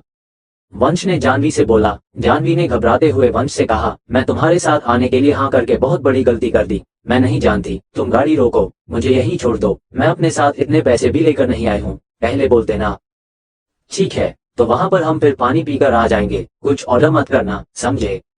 जानवी ने बोला, वहां पर एक पानी की बोतल ही 400 रुपए की है और बिना ऑर्डर किए वो हमें वहां से बाहर तक नहीं निकलने देंगे, समझी? तो अब तो कुछ भी नहीं हो सकता। अगर तुम पैसे नहीं दे सकती हो तो वहां बर्तन धोकर आ जाना, मैं तो अपना आधा बिल देकर निकल लूंगा। वंश ने जानवी से बोला। जानवी ने घबराते हुए वंश से कहा, मैं तुम्हारे साथ आने के लिए हाँ करके बहुत बड़ी गलती कर दी, मैं नहीं जानती, तुम गाड़ी रोको, मुझे यहीं छोड़ दो, मैं अपने साथ इतने पैसे भी लेकर नहीं आई हूँ, पहले बोल देना। अब आगे। तभी वंश जोर जोर से हंसने लगता है और जानवी से कहता है, तुम जैसी बेवकूफ लड़की मैंने पूरी अपनी लाइफ में नहीं देखी। तुम जिंदगी में किसी लड़के के साथ कभी किसी रेस्टोरेंट वगैरह में नहीं गई हो क्या? मैं भी क्या बोल रहा हूँ, तुम जैसी नेचुरली लड़की को लेकर कौन ही बाहर जाना पसंद करेगा? मुझे तो लगता है कि तुम्हारे पूरी लाइफ में आज तक कोई बॉयफ्रेंड भी नहीं रहा होगा। जानवी ने गुस्से वाला क्यूट फेस बनाकर कहा, हाँ तो नहीं था मेरा बॉयफ्रेंड, मैंने खुद ही किसी लड़के को आज तक भाव नहीं दिया। तुम तो ऐसे बोल रहे हो जैसे ना जाने तुम्हारी कितनी गर्लफ्रेंड्स रही होंगी। वंश ने एटीट्यूड दिखाते हुए कहा, हाँ तो कॉलेज में तो मेरी काफी गर्लफ्रेंड बनी थी और पूरी कॉलेज की लड़कियां ना मुझ पर मरती थी, पर मैं सबको तो अपनी गर्लफ्रेंड नहीं बना सकता था ना। ओहो, आए बड़े 30 मार खान, तुम पर कॉलेज की सारी लड़कियां मरती थी, मान ही नहीं सकती मैं, जरूर वो लड़कियां आंधी होंगी। जानवी ने हंसते हुए कहा। वंश जानवी को देखकर और अजीब फेस बनाते हुए बोला, मतलब कुछ भी, हाँ। वैसे एक बात बताओ, तुम मुझसे बात क्या करना चाह रहे थे, जिसके लिए तुम मुझे लंच पर ले जाने के लिए मान गए? देखो, मुझे तुम्हारे साथ आने का कोई शौक नहीं था, वो तो तुम्हें मुझसे कोई जरूरी बात करनी थी, इसलिए मुझे आना पड़ा। जानवी ने वंश से कहा। वंश ने जानवी से कहा, तो मुझे कौन सा शौक था तुम्हारे साथ लंच पर आने का? वो तो दादी ने जिद करी और मुझे तुमसे कोई जरूरी बात करनी थी जो हम दोनों की शादी से रिलेटेड है, इसलिए मुझे मजबूरी में तुम्हारे साथ लंच पर आना पड़ा, समझी? शादी से रिलेटेड है? जानवी ने अचंभित एक्सप्रेशन से कहा। बस थोड़ी देर रुक जाओ, तुम्हें सब पता चल जाएगा, वंश ने जानवी से कहा। वंश की बात सुनकर जानवी पूरे रास्ते यही सोचती रही कि आखिर शादी से रिलेटेड वंश को क्या बात करनी है। कुछ देर बाद वंश और जानवी होटल पर पहुंच जाते हैं। होटल की पार्किंग में कार रुकती है और जानवी कार की विंडो से बाहर देखने लगती है। वंश जानवी से कहता है, उतरो गाड़ी से, हम पहुंच गए हैं। जानवी कार से उतरती है। जानवी और वंश होटल के अंदर जाते हैं। जानवी बहुत बड़े होटल को देखकर एकदम से अचंभित हो जाती है और वंश से कहने लगती है, इतना बड़ा होटल और कितना सुंदर है, ये तो बहुत महंगा होटल होगा। तभी वंश और जानवी के पास एक वेटर आता है और उन दोनों से कहता है, good morning sir. Good morning ma'am, आइए मेरे साथ, मैं आपको आपकी टेबल दिखाता हूँ। वंश और जानवी अपनी टेबल के पास आते हैं। वेटर उन्हें टेबल दिखाकर वहां से चला जाता है। वंश जानवी से कहता है, बैठो। जानवी होटल को देखती हुई चेयर पर बैठती है। तभी वहां वेटर आकर उनको ऑर्डर देने के लिए कहता है। वंश जानवी को मेन्यू देकर ऑर्डर देने को कहता है। जानवी जैसे ही मेन्यू खोलती है, डिशेस की रेट देखकर शॉक्ड हो जाती है और मन ही मन सोचने लगती है, अरे बाप रे, यहाँ तो सब कुछ बहुत महंगा है, मैं कॉफी ही ऑर्डर कर लेती हूँ। जानवी ने वेटर से कहा, आप कॉफी ही ले आइए। वंश जानवी को देखने लगता है और वेटर से कहता है, आप अभी जाइए, मैं आपको बुलाता हूँ। वेटर के जाते ही वंश जानवी से कहता है, हम यहाँ लंच पर आए हैं और तुम सिर्फ कॉफी ऑर्डर कर रही हो। और क्या करती, यहाँ पर सभी डिश इतनी महंगी है, मुझे तो ये समझ नहीं आ रहा कि क्या ऑर्डर करूं। वंश अपना गुस्सा कंट्रोल करते हुए कहता है, तुम मेन्यू मुझे दो, मैं ऑर्डर करता हूँ। वंश वेटर को बुलाता है और वेटर को ऑर्डर देता है। ऑर्डर लेकर वेटर वहां से चला जाता है। तभी जानवी वंश से कहती है, अब बता भी दो, तुमने मुझे क्या बात करने के लिए बुलाया है। वंश लंबी सांस लेते हुए, हम तुम ये अच्छे से जानती हो कि चाहे कुछ भी हो जाए, घर वाले हम दोनों के शादी करवा कर रहेंगे। ना ही इसमें मैं कुछ कर सकता हूँ और ना ही तुम। जानवी वंश की बात काटते हुए कहती है, मैंने तो डिसाइड कर लिया है, मैं शादी वाले दिन ही घर से भाग जाऊंगी। अच्छा, अपने माँ बाप को छोड़कर, अपने परिवार को छोड़कर तुम चली जाओगी, उससे क्या हो जाएगा, सिर्फ बदनामी। अगर तुम्हें ये सही लगता है तो तुम ये भी कर सकती हो। वंश ने अपने हाथ बांधते हुए कहा। जानवी कुछ सोचने लगती है और वंश से कहती है, तो तुम क्या चाहते हो, क्या शादी कर लूं? तुम भी अच्छे से जानते हो कि तुम्हारा मेरा कुछ नहीं हो सकता, पूरी जिंदगी हमारी लड़ते हुए ही निकल जाएगी। वंश ने जानवी से कहा, इस बारे में मैंने कुछ सोचा है। देखो, शादी तो हमें करनी ही होगी, लेकिन सिर्फ नाम की। घर वालों और दुनिया वालों के आगे हम पति पत्नी होंगे, लेकिन बंद कमरे में हमारा कोई रिश्ता नहीं होगा। हम कभी भी एक दूसरे से पति और पत्नी का अधिकार नहीं मांगेंगे। बोलो, मंजूर है? जानवी इस बात से एग्री होते हुए कहती है, मंजूर है। वंश ने कहा, ओके, तो ये बात सिर्फ तुम्हारे और मेरे बीच रहेगी। जानवी ने कहा, ठीक है। तभी वंश और जानवी का ऑर्डर भी आ जाता है। वंश और जानवी अपना लंच करने लगते हैं। लंच पूरा होने पर वेटर एक हॉट शेप की स्वीट डिश लेकर आता है। डिश को देखकर जानवी ने शॉक होकर धीरे से वंश को कहा, ये हॉट शेप की डिश तुमने क्यों मंगाई? वंश थोड़ा घबराते और शर्माते हुए कहता है, अरे ये मैंने नहीं मंगाई। वंश ने वेटर से कहा, शायद आप ये गलत डिश ले आए हैं, ये मैंने ऑर्डर नहीं की, आप इसे ले जाइए यहाँ से। जानवी वंश से गुस्सा करते हुए कहती है, अगर तुमने ऑर्डर नहीं करी है तो ये क्या फ्री में हमें देके जा रहे हैं? अरे मुझे क्या पता, वंश ने जानवी से कहा। वंश ने वेटर से कहा, आप कुछ बोलिए ना। वेटर ने कहा, यस मैम, ये डिश सर ने ऑर्डर नहीं करी। आज हमारे होटल में एक ऑफर चल रहा है, ये डिश सभी कपल के लिए हमारी तरफ से फ्री है। वेटर की बात सुनकर वंश जानवी को घूरने लगता है। फिर वो वेटर से कहता है, ओके थैंक यू, आप इसे रख दीजिए। वंश जानवी को टोंट मारते हुए कहता है, अब आप कुछ कहना चाहेंगी? जानवी वंश से नजरें चुराते हुए कहती है, हाँ तो मुझे लगा कि तुमने ऑर्डर की है, सारा ऑर्डर तुमने दिया था, तो मुझे तो ये लगेगा ही ना।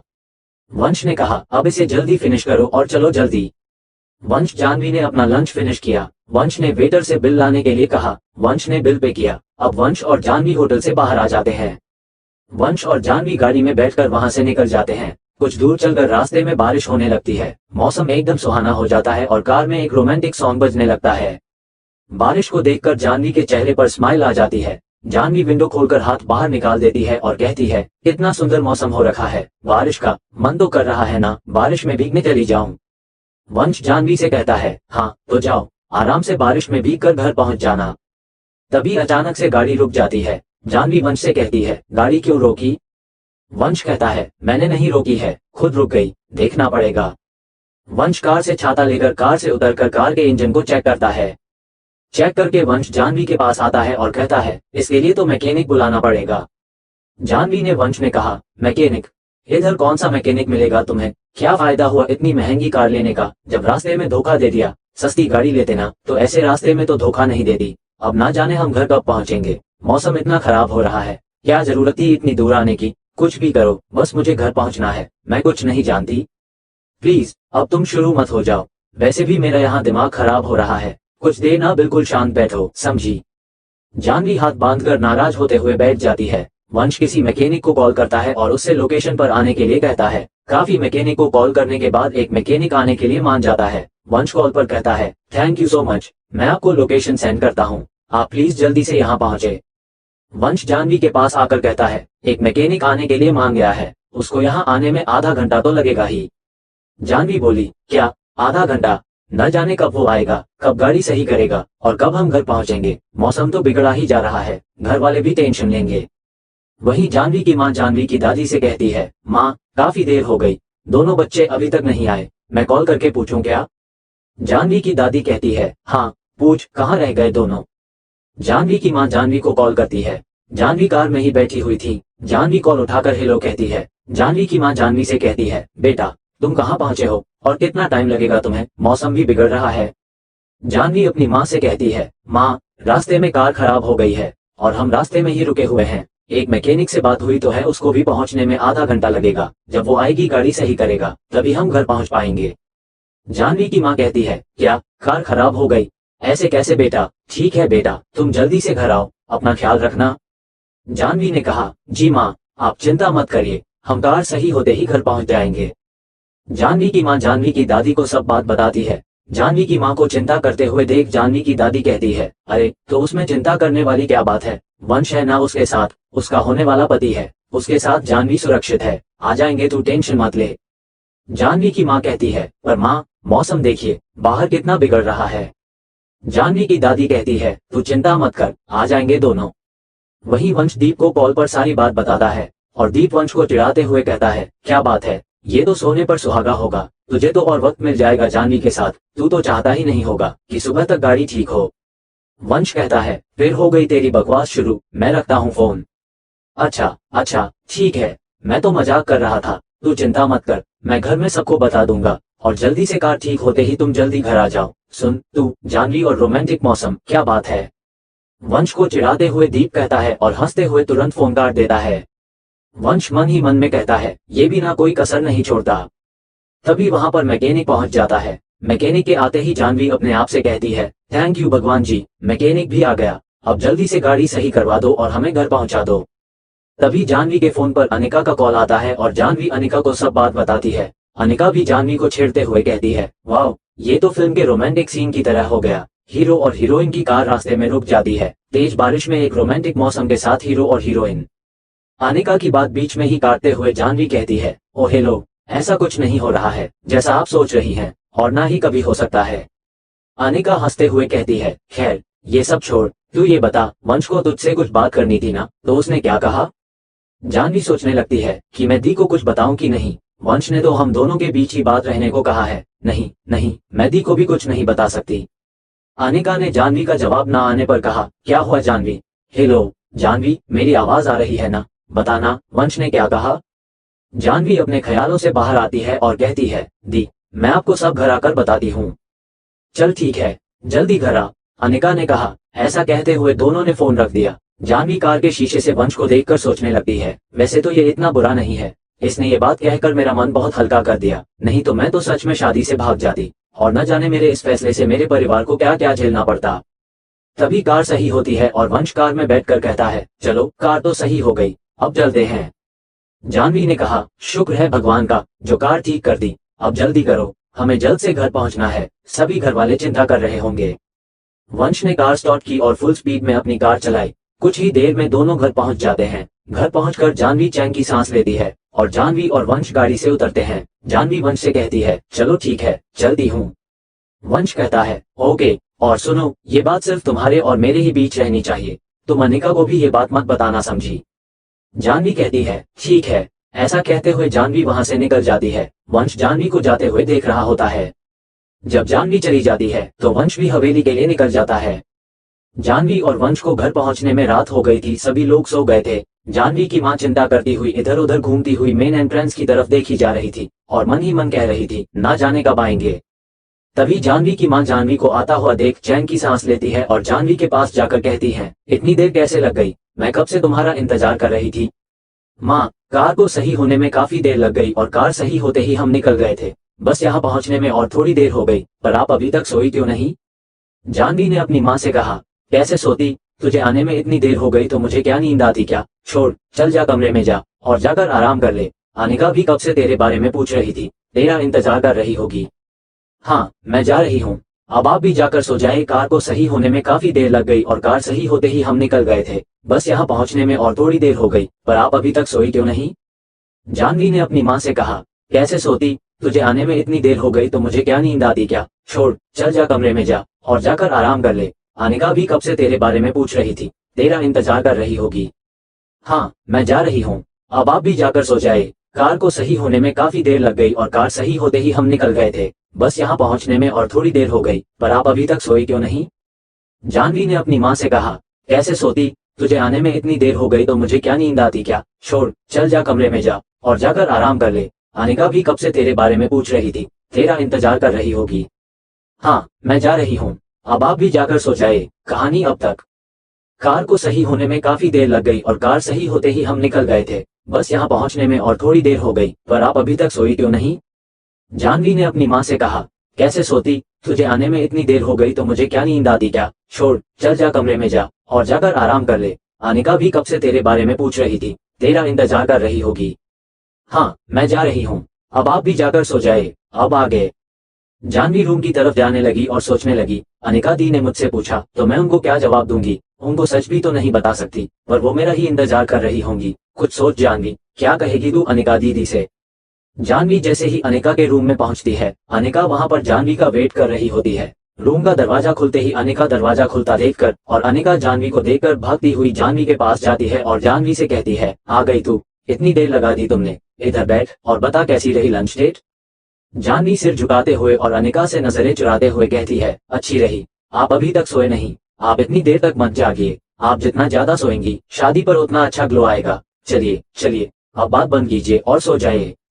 अनिका कहती है, अरे क्या सो जाए, पहले ये तो बता, वंश ने तुझसे क्या बात करने के लिए बुलाया था तुझे? जानवी घबराते हुए जवाब देती है, ऐसा कुछ खास नहीं, कल बताती हूँ, अभी आप सो जाइए। नहीं, तू मुझे अभी बता, ऐसी कौन सी बात थी जिसके लिए वो तुझे लंच पर ले जाने के लिए मांग गया?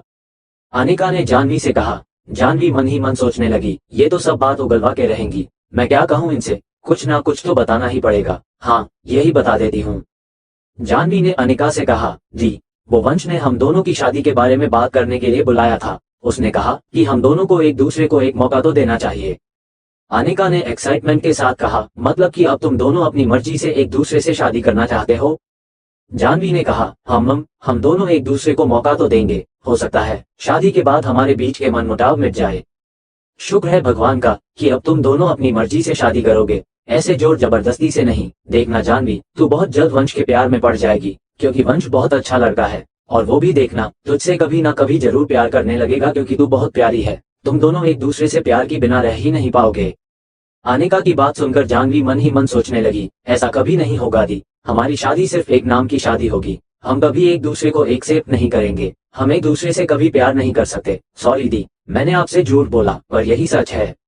अनिका जानवी को कुछ सोचता हुआ देखकर जानवी को हिलाते हुए कहती है, क्या हुआ, क्या सोचने लग गई? अभी से वंशी ख्यालों में खो गई क्या? चल अब सो जा, बहुत थक गई होगी आज तू, और वैसे भी कल तुझे बहुत काम करना है। तेरी अनिका दीदी की शादी है, मेरा सब कुछ तुझे ही संभालना है, समझी? जानवी ने अनिका से कहा, क्यों नहीं संभालूंगी, आपकी पूरी जिम्मेदारी मेरी है। जब तक मैं अपनी ये जिम्मेदारी दीप जीजू के हाथ में सौंप नहीं देती हूँ, तब तक अपनी जिम्मेदारी को ईमानदारी से निभाऊंगी। फिर दीप जीजू के हवाले करने के बाद फिर मैं आराम की नींद सोऊंगी। अभी आप मेरी जिम्मेदारी हो। ऐसा कहकर जानवी हंसने लगती है और अनिका कहती है, चल अब सो जा, हो गया बस तेरा।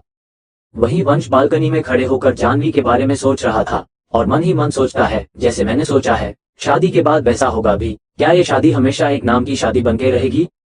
तभी पीछे से दीप वंश के कंधे पर हाथ रखता है और कहता है, वंश खड़े खड़े क्या सोच रहा है, और तू कब आया? मेरी तो आंख ही लग गई थी, मुझे पता ही नहीं चला तू कब आया और कैसा रहा सब। और तूने क्या सोचा कि तू और जानवी एक दूसरे को एक मौका तो दोगे ना?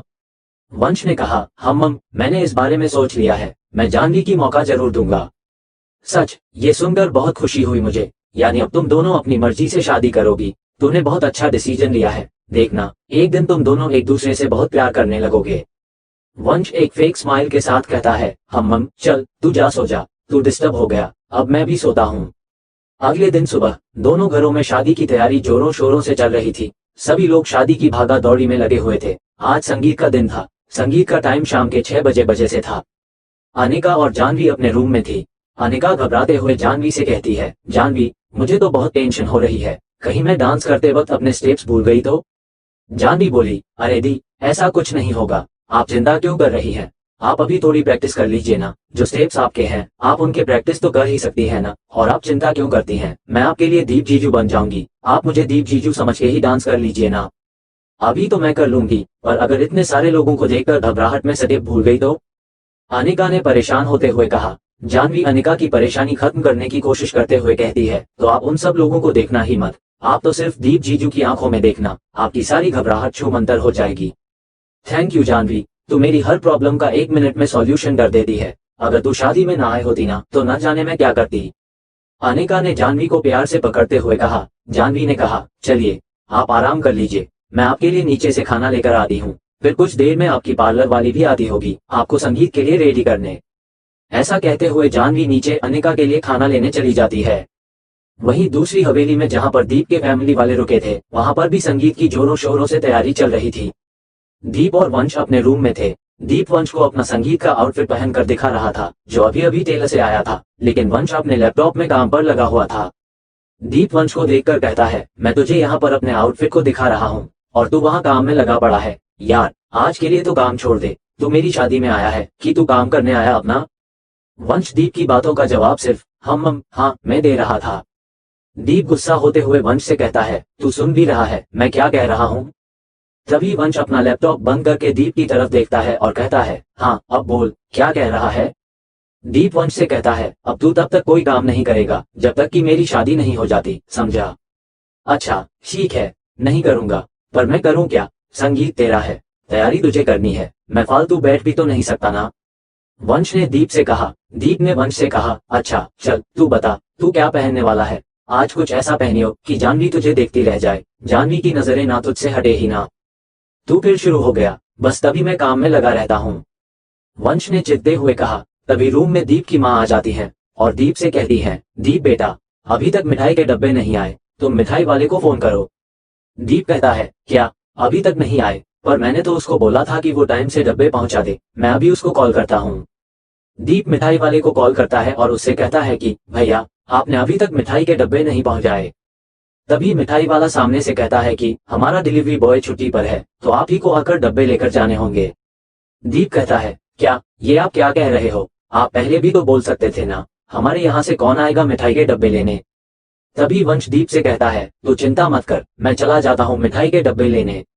दीप फोन होल्ड पर करते हुए कहता है, तू चला जाएगा, थैंक यू यार। और फोन पर कहता है, भैया मैं ही किसी को भेज देता हूँ, आप रेडी रखिए, मेरे यहाँ से कोई आकर डब्बे ले जाएगा। फोन काट कर दीप वंश से कहता है, थैंक यू यार, मैं तो तुझे दुकान का एड्रेस देता हूँ, तू डब्बे ले आ। दीप की माँ वंश से कहती है, थैंक यू बेटा। वंश स्माइल करते हुए दीप की माँ से कहता है, कोई बात नहीं आंटी, मेरे दोस्त की शादी है, थोड़ी बहुत हेल्प मैं कर ही सकता हूँ। दीप तू मुझे एड्रेस सेंड कर दे, मैं निकलता हूँ।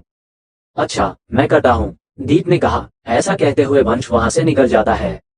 वहीं दूसरी तरफ अनिका एकदम से खड़े होते हुए कहती है, ओ माय गॉड जानवी, मैं एक चीज तो भूल ही गई। क्या हुआ दी, अब क्या भूल रही हैं आप? जानवी ने कहा। अनिका ने जानवी से कहा, मैंने एंट्री के लिए एक दुपट्टा सिलवाया था जिस पर दीप का नाम लिखा था, वो दुपट्टा मैंने किसी और टेलर के पास दिया था, मैं वहां से लाना ही भूल गई, ना जाने उसने किया भी होगा या नहीं, मुझे तो बहुत टेंशन हो रही है। जानवी कहती है, आप बिल्कुल चिंता मत कीजिए दी, आप उस टेलर को कॉल कीजिए और उससे पूछिए कि वो दुपट्टा रेडी है, अगर रेडी होगा तो मैं अभी जाकर ले आऊंगी। हाँ जानवी, मैं अभी कॉल करती हूँ। अनिका ऐसा कहते हुए कॉल करती है टेलर के पास। कॉल करने के बाद टेलर उससे कहता है, हाँ आपका दुपट्टा रेडी है, आप आकर ले जाइए। अनिका टेलर से कहती है, थैंक यू भैया, मैं अभी किसी को भेजती हूँ लेने के लिए। अनिका जानवी से कहती है, जानवी दुपट्टा तो रेडी है पर तू जाएगी किसके साथ? टेलर की दुकान तो काफी दूर है। जानवी कहती है, दी आप बिल्कुल चिंता ना करें, चली जाऊंगी और 1-2 घंटे में मैं वापस आ जाऊंगी, आप बस मुझे दुकान का एड्रेस दीजिए, मैं अभी निकलती हूँ। Thank you so much Janvi, मैं तेरे फोन पर एड्रेस सेंड करती हूँ, तू अभी निकल। ओके दी। ऐसा कहते हुए जानवी वहां से निकल जाती है। जानवी जैसे ही नीचे पार्किंग एरिया में जाती है वहां पर उसे वंश मिल जाता है। जानवी को जल्दी जल्दी जाते हुए देख वंश जानवी के सामने गाड़ी रोक देता है और जानवी से कहता है, तुम कहाँ जा रही हो? जानवी ने वंश से कहा, कुछ काम से जा रही हूँ। ऐसा कहते हुए जानवी निकल जाती है। वंश उसके पास गाड़ी ले जाकर फिर रोक देता है और कहता है, चलो बैठो, मैं भी किसी काम से ही बाहर जा रहा हूँ तो मैं छोड़ देता हूँ। जानवी फेक स्माइल के साथ कहती है, कोई जरूरत नहीं है, मैं चली जाऊंगी, तुम अपना काम करो। वंश जानवी से कहता है, मैं कह तो रहा हूँ मैं छोड़ देता हूँ, इसमें तुम्हें प्रॉब्लम क्या है? जानवी ने वंश से कहा, अब मुझे तुम्हारी गाड़ी पर बिल्कुल भरोसा नहीं है, ये कभी भी धोखा दे देती है, ऐसा ना हो जिस काम के लिए जा रही हूँ काम ही ना हो। वंश ने कहा, एक बार कर खराब हो गई तो क्या बार बार होती रहेगी, बैठो छोड़ देता हूँ, और कोई बकवास मत करो प्लीज, चुपचाप आकर बैठो। अरे जबरदस्ती है क्या, मुझे नहीं जाना तुम्हारे साथ? जानवी ने कहा। वंश ने कहा, अच्छा फिर तुम किससे जाओगी, पैदल जाओगी क्या? नहीं, मैं रिक्शे से जाऊंगी, टेलर की दुकान थोड़ी ही दूर है। आप खुश? मैं जानकारी के लिए एक बात बता दूं, आज सभी रिक्शे वालों की हड़ताल है, फिर तो तुम्हें पैदल ही जाना पड़ेगा। तुम संगीत के फंक्शन के बाद तक तो पहुंच ही जाओगी, ठीक है ना? चलो मैं चलता हूँ। जानवी वंश की बात सुनकर परेशान हो जाती है और मन में कहने लगती है, अब मैं क्या करूं? चली जाऊं क्या भी इस खड़ूस के साथ? जरूरत पड़ने पर तो गधे को ही बाप बनाना पड़ता है। चली ही जाती हूँ। जैसे ही वंश जाने लगा, जानवी ने उसे रोकते हुए कहा, अच्छा सुनो सुनो, चलो ठीक है, मैं चलती हूँ तुम्हारे साथ। वो तो तुम इतना फोर्स कर रहे हो ना, तभी जा रही हूँ, वरना मैं तो पैदल भी चली जाती। वंश ने जानवी से कहा, कोई बात नहीं, मैं तुम्हें फोर्स नहीं करता, तुम पैदल ही चली जाओ, चलता हूँ मैं। जानवी वंश को रोकते हुए कहती है, अरे अरे रुको, अभी तो इतना फोर्स कर रहे थे, अब मैं खुद जाने को कह रही हूँ तो मुझे छोड़कर जा रहे हो। अब तुमने फोर्स किया, मैं तो तुम्हारे साथ ही जाऊंगी, बस तुम्हें मुझको लेकर ही जाना पड़ेगा। ऐसा कहते हुए जानवी फटाफट वंश की गाड़ी में जाकर बैठ जाती है। जानवी की ऐसी क्यूट हरकत देखकर वंश के फेस पर भी स्माइल आ जाती है और वो मन में सोचने लगता है, ये लड़की भी ना। रास्ते में वंश जानवी से पूछता है, वैसे तुम्हें जाना किधर है? जानवी ने कहा, वो मुझे दीदी का दुपट्टा लेने जाना है, जिसे ओढ़कर दी शादी में एंट्री लेने वाली है। पता है, उस दुपट्टे पर दीप जीजू का नाम भी है। एड्रेस है तुम्हारे पास? वंश ने जानवी से कहा, हाँ दी ने सेंड कर दिया है। जानवी ने कहा, चलो ठीक है, पहले टेलर के पास ही चलते हैं, फिर बाद में मिठाइयों के डब्बे उठा लूंगा। ऐसा कहते हुए जानवी और वंश टेलर के पास निकल जाते हैं। टेलर के पास पहुंचकर जानवी वहां से अनिका का दुपट्टा उठाती है और गाड़ी में आकर बैठ जाती है। फिर वो दोनों मिठाइयों के डब्बे लेने के लिए निकल जाते हैं। जानवी वंश को दुपट्टा दिखाते हुए कहती है, देखो कितना सुंदर दुपट्टा है ना, वैसे मेरे दी की पसंद ना काफी अच्छी है। मिठाई की दुकान आने पर वंश जानवी से कहता है, तुम गाड़ी में ही बैठो, मैं मिठाइयों के डब्बे लेकर आता हूँ। जानवी कहती है, अच्छा ठीक है। ऐसा कहते हुए वंश मिठाई की दुकान पर मिठाई के डब्बे लेने के लिए चला जाता है। काफी देर जब वंश नहीं आता है, जानवी बैठे बैठे बोर हो रही होती है और इधर उधर देख रही होती है। तभी जानवी को सामने एक छोटा सा और प्यारा सा पप्पी दिखाई देता है। उसे देखकर जानवी अपने आप से कहती है, कितना क्यूट है। ऐसा कहते हुए जानवी गाड़ी से उतर जाती है और उस पप्पी के साथ खेलने के लिए चली जाती है। जानवी वंश को दुपट्टा दिखाते हुए कहती है, देखो कितना सुंदर दुपट्टा है ना, वैसे मेरे दी की पसंद ना काफी अच्छी है।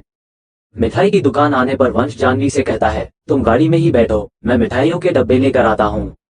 जानवी कहती है, अच्छा ठीक है। ऐसा कहते हुए वंश मिठाई की दुकान पर मिठाई के डब्बे लेने के लिए चला जाता है। काफी देर जब वंश नहीं आता है, जानवी बैठे बैठे बोर हो रही होती है और इधर उधर देख रही होती है। तभी जानवी को सामने एक छोटा सा और प्यारा सा पप्पी दिखाई देता है। उसे देखकर जानवी अपने आप से कहती है, कितना क्यूट है। ऐसा कहते हुए जानवी गाड़ी से उतर जाती है और उस पप्पी के साथ खेलने के लिए चली जाती है। अब आगे पप्पी को खिलाते खिलाते जानवी कार से थोड़ा दूर चली गई थी। जब वंश आया और गाड़ी में मिठाई के डब्बों को गाड़ी की डिक्की में रखवाकर जब गाड़ी के अंदर बैठने लगा तो वहां जानवी नहीं थी। जानवी को कार में न देखकर वंश सोचने लगा कि जानवी आके गई किधर होगी। वंश गाड़ी से बाहर निकलकर इधर उधर देखने लगा। जब दूर दूर तक उसे जानवी नजर नहीं आई तो उसने जानवी के नंबर पर कॉल भी किया। जानवी के फोन की रिंग गाड़ी के अंदर से सुनाई दी। वंश ने गाड़ी के अंदर देखा तो जानवी अपना फोन गाड़ी के अंदर ही भूल गई थी, जिसे देखकर वंश को थोड़ा गुस्सा आता है और वो मन ही मन बड़बड़ाने लगा कि ना जाने लड़की किधर चली गई। इसको बोला भी था कि गाड़ी में ही बैठे, अब कहाँ ढूंढूं उसे, फोन भी अपना गाड़ी में छोड़कर गई है। वंश गाड़ी को लॉक करके जानवी को थोड़ा आगे ढूंढने निकल गया। थोड़ा आगे जाने के बाद वंश को जानवी दिखी जो पप्पी के साथ खेल रही थी। पप्पी के साथ खेलती हुई जानवी बहुत क्यूट लग रही थी, जिसे देखकर वंश बस उसकी क्यूटनेस को देखता ही रहा।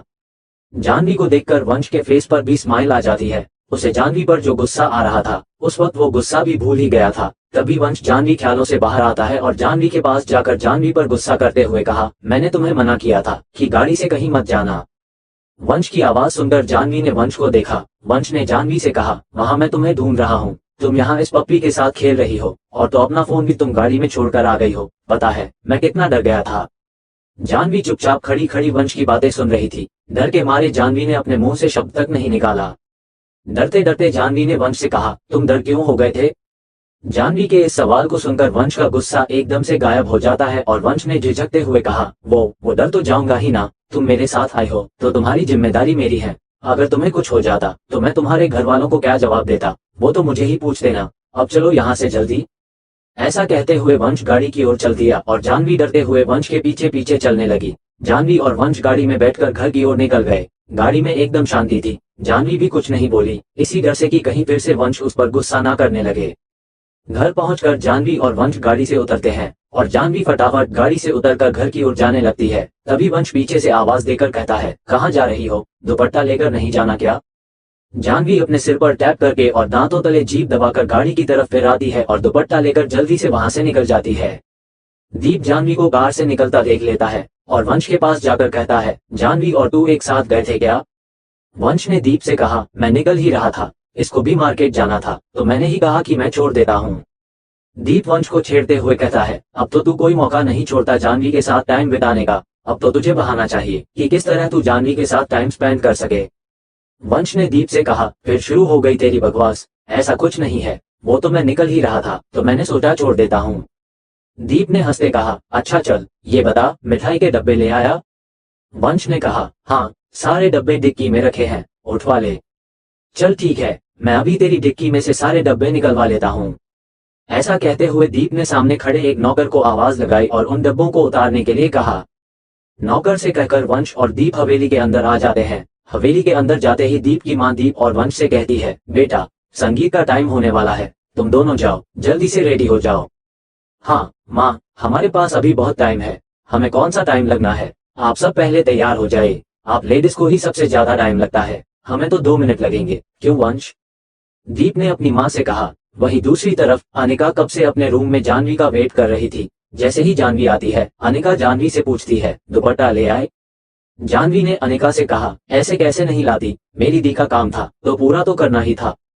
जानवी और अनिका हंसने लगते हैं। तभी अनिका जानवी से पूछती है, पर मुझे अभी अभी पता चला कि सभी रिक्शा वालों की हड़ताल है, तो तू गई कैसे, पैदल गई थी क्या, और इतनी जल्दी आ भी गई?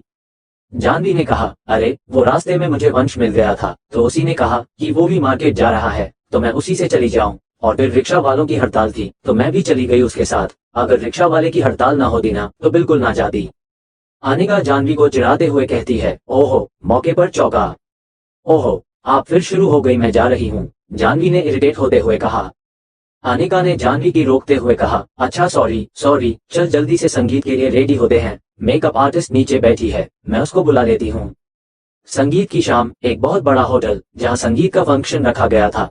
होटल की सजावट संगीत के फंक्शन में 4 चांद लगा रही थी। दीप और अनिका के घर वाले वहाँ पर मौजूद थे। दीप और वंश भी वहाँ मौजूद थे। दीप आज बहुत ही हैंडसम लग रहा था। दीप ने ब्लैक कलर का 3 पीस कोट पैंट पहना हुआ था और वंश भी आज बहुत ही हैंडसम लग रहा था। वंश ने ब्लैक कलर का शिमा का कुर्ता पहना हुआ था जिसमें वंश बहुत ही हॉट लग रहा था। वहाँ मौजूद सभी लोग एक दूसरे से बातें कर रहे थे। कुछ मेहमान खाने की काउंटर पर तो कुछ मेहमान आपस में बातचीत कर रहे थे। सभी लोग अनिका का इंतजार कर रहे थे। दीप की माँ अनिका की माँ के पास आई और कहा, भाभी जी अभी तक अनिका क्यों नहीं आई, उसको और कितना टाइम लगेगा? सभी मेहमान अनिका से मिलने के लिए इंतजार कर रहे हैं, प्लीज उसे बुला लीजिए। अनिका की माँ दीप की माँ से कहती है, जी भाभी जी, वो बस रेडी है, अभी आती ही होगी। तभी बाहर से खबर आती है कि अनिका आ चुकी है। अनिका होटल के हॉल में एंटर करती है। अनिका की एंट्री एक सॉन्ग के साथ होती है। वहीं अनिका ने लाइट पिंक कलर का गाउन पहना हुआ था और एक सुंदर सी हेयर स्टाइल बनाई हुई थी। बालों को कर्ल किया हुआ था। आज अनिका बहुत ही खूबसूरत लग रही थी। दीप अनिका को देखता ही रह गया। दीप की नजरें अनिका से हट ही नहीं रही थी। अनिका के बगल में कई सारी और भी लड़कियां थी जो अनिका को लेकर आ रही थी, लेकिन उनमें जानवी नहीं थी। जानवी को वहां न देखकर वंश की निगाहें कहीं ना कहीं जानवी को ही ढूंढ रही थी। तभी वहां जानवी भी आ जाती है। जानवी ने आज ब्लू कलर की साड़ी पहनी हुई थी और अपने लंबे बाल खुले किए हुए थे। जानवी आज बेहद ही सुंदर लग रही थी। जैसे ही वंश ने जानवी को देखा, मानो वंश जैसे सभी लोगों को भूल ही गया था। वंश को सिर्फ जानवी ही नजर आ रही थी। वंश की निगाहें जानवी से हट ही नहीं रही थी। वंश जानवी के ख्यालों में ऐसे खो गया कि मानो ना ही वंश को कुछ सुनाई दे रहा था और ना ही कुछ और दिखाए। तभी वंश को किसी का धक्का लगता है और वंश जानवी के ख्यालों से बाहर आता है। अनिका अब स्टेज तक पहुंचती है और दीप अनिका को लेने जाता है। अनिका जब स्टेज के ऊपर आ जाती है तो दीप अनिका से कहने लगता है, आज तुम्हारी खूबसूरती ने तो मुझे पागल ही कर दिया। दीप की बात सुनकर अनिका शर्मा जाती है। अनिका और दीप बैठ जाते हैं। जानवी जब वंश को देखती है तो एक पल के लिए जानवी भी वंश के ख्यालों में खो जाती है और मन ही मन कहती है, आज तो मिस्टर खड़ूस बड़ा हैंडसम लग रहा है। उद्धरण चिन्ह। वंश की दादी ने वंश के पास आकर वंश से कहा, जा देख, जानवी अकेले खड़ी है, तू उसके होने वाला पति है, जाकर उसके पास खड़ा हो, देख तो सही जानवी कितनी सुंदर लग रही है, किसी की नजर ना लगे इसे, बस जल्दी से ये मेरी बहू बन जाए, मेरे घर आ जाए। वंश चिढ़ते हुए दादी से कहता है, मैं कहीं नहीं जा रहा हूँ। मैं ही क्यों जाऊँ, वो भी तो यहाँ सकती है, और आपको इतनी अकेली लग रही है, तो आप जाकर उसके पास खड़े हो जाए, मुझे मत भेजिए। दादी ने वंश से कहा, तुझे तो हर बात पर बहस करनी है, कभी शांति से तू मेरी बात मान ही नहीं सकता, चल मेरे साथ। दादी जबरदस्ती वंश को हाथ पकड़कर जानवी के पास ले जाती हैं। जानवी दादी को देखकर स्माइल करने लगती है और दादी से कहती है, आप कैसी हैं दादी? वंश की दादी जानवी से कहती है, मैं बहुत अच्छी हूँ, तू कैसी है बेटा? आज इतनी प्यारी लग रही है, मन तो कर रहा है तेरी नजर उतार लूं। बगल में खड़ा वंश जानवी को इग्नोर करने की एक्टिंग कर रहा था, पर असल में तो वंश का सारा ध्यान जानवी पर ही था, बस वो उसको दिखाना नहीं चाहता था। तभी अनिका की माँ जानवी के पास आती है और जानवी से कहती है, जानवी बेटा, जा स्टेज पर रिंग लेकर जा, रिंग सेरेमनी होने वाली है। जानवी अनिका की माँ से कहती है, जी आंटी, मैं अभी जाती हूँ, आप मुझे रिंग दे दीजिए। ऐसा कहते हुए जानवी वहां से चली जाती है। अब स्टेज पर अनिका और दीप की रिंग सेरेमनी हो रही होती है। वंश के बगल में खड़ी उसकी दादी वंश से कहने लगती है, देख, कुछ ही समय में तेरी और जानवी की भी ऐसी रिंग सेरेमनी होगी, मुझे तो उस दिन का बहुत बेसब्री से इंतजार है। जानवी की रिंग तो मैं खरे सोने की बनवाऊंगी। वंश दादी से कहता है, ठीक है दादी, आपको जैसी भी रिंग बनानी है ना, बनवा लेना, अब मैं जा रहा हूँ। दादी कहती है, अरे सुन तो सही, पर वंश दादी को इग्नोर करता हुआ चला जाता है और दादी कहती है, ये लड़का भी ना। रिंग सेरेमनी होने के बाद संगीत स्टार्ट हो चुका था। स्टेज पर एक के बाद एक परफॉर्मेंस हो रही थी। अब बारी थी अनिका और दीप के परफॉर्मेंस की। वो दोनों भी परफॉर्मेंस देने के लिए स्टेज पर आते हैं और एक सुंदर सी परफॉर्मेंस देते हैं। सभी लोग उन दोनों की परफॉर्मेंस देखकर बहुत खुश हो रहे थे और सभी को उन दोनों की परफॉर्मेंस भी बहुत अच्छी लग रही थी। अनिका और दीप की परफॉर्मेंस होने के बाद वंश की दादी जिद करने लगती है कि जानवी और वंश की भी परफॉर्मेंस हो, जिसे सुनकर जानवी और वंश एक दूसरे को देखने लगते हैं और वंश अपनी दादी से कहता है, दादी, मैं कोई डांस वांस नहीं करने वाला। तभी जानवी भी कहती है, हाँ दादी, मुझे भी डांस करना नहीं आता, प्लीज आप ये जिद छोड़ दीजिए।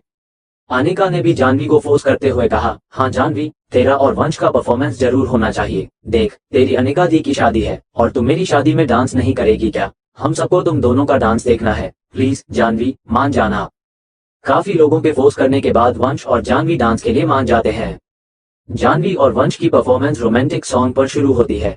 जानवी और वंश डांस करते हुए एक दूसरे की आंखों में खोए हुए थे। उन दोनों को एक दूसरे के अलावा किसी और का ख्याल ही नहीं था। एक दूसरों की नजरों में खोए हुए जानवी और वंश का डांस सभी देखकर बहुत खुश हो रहे थे। वंश की दादी तो उन दोनों की नजर उतार रही थी। जानवी की दादी भी उन दोनों के डांस को देखकर बहुत खुश हो रही थी।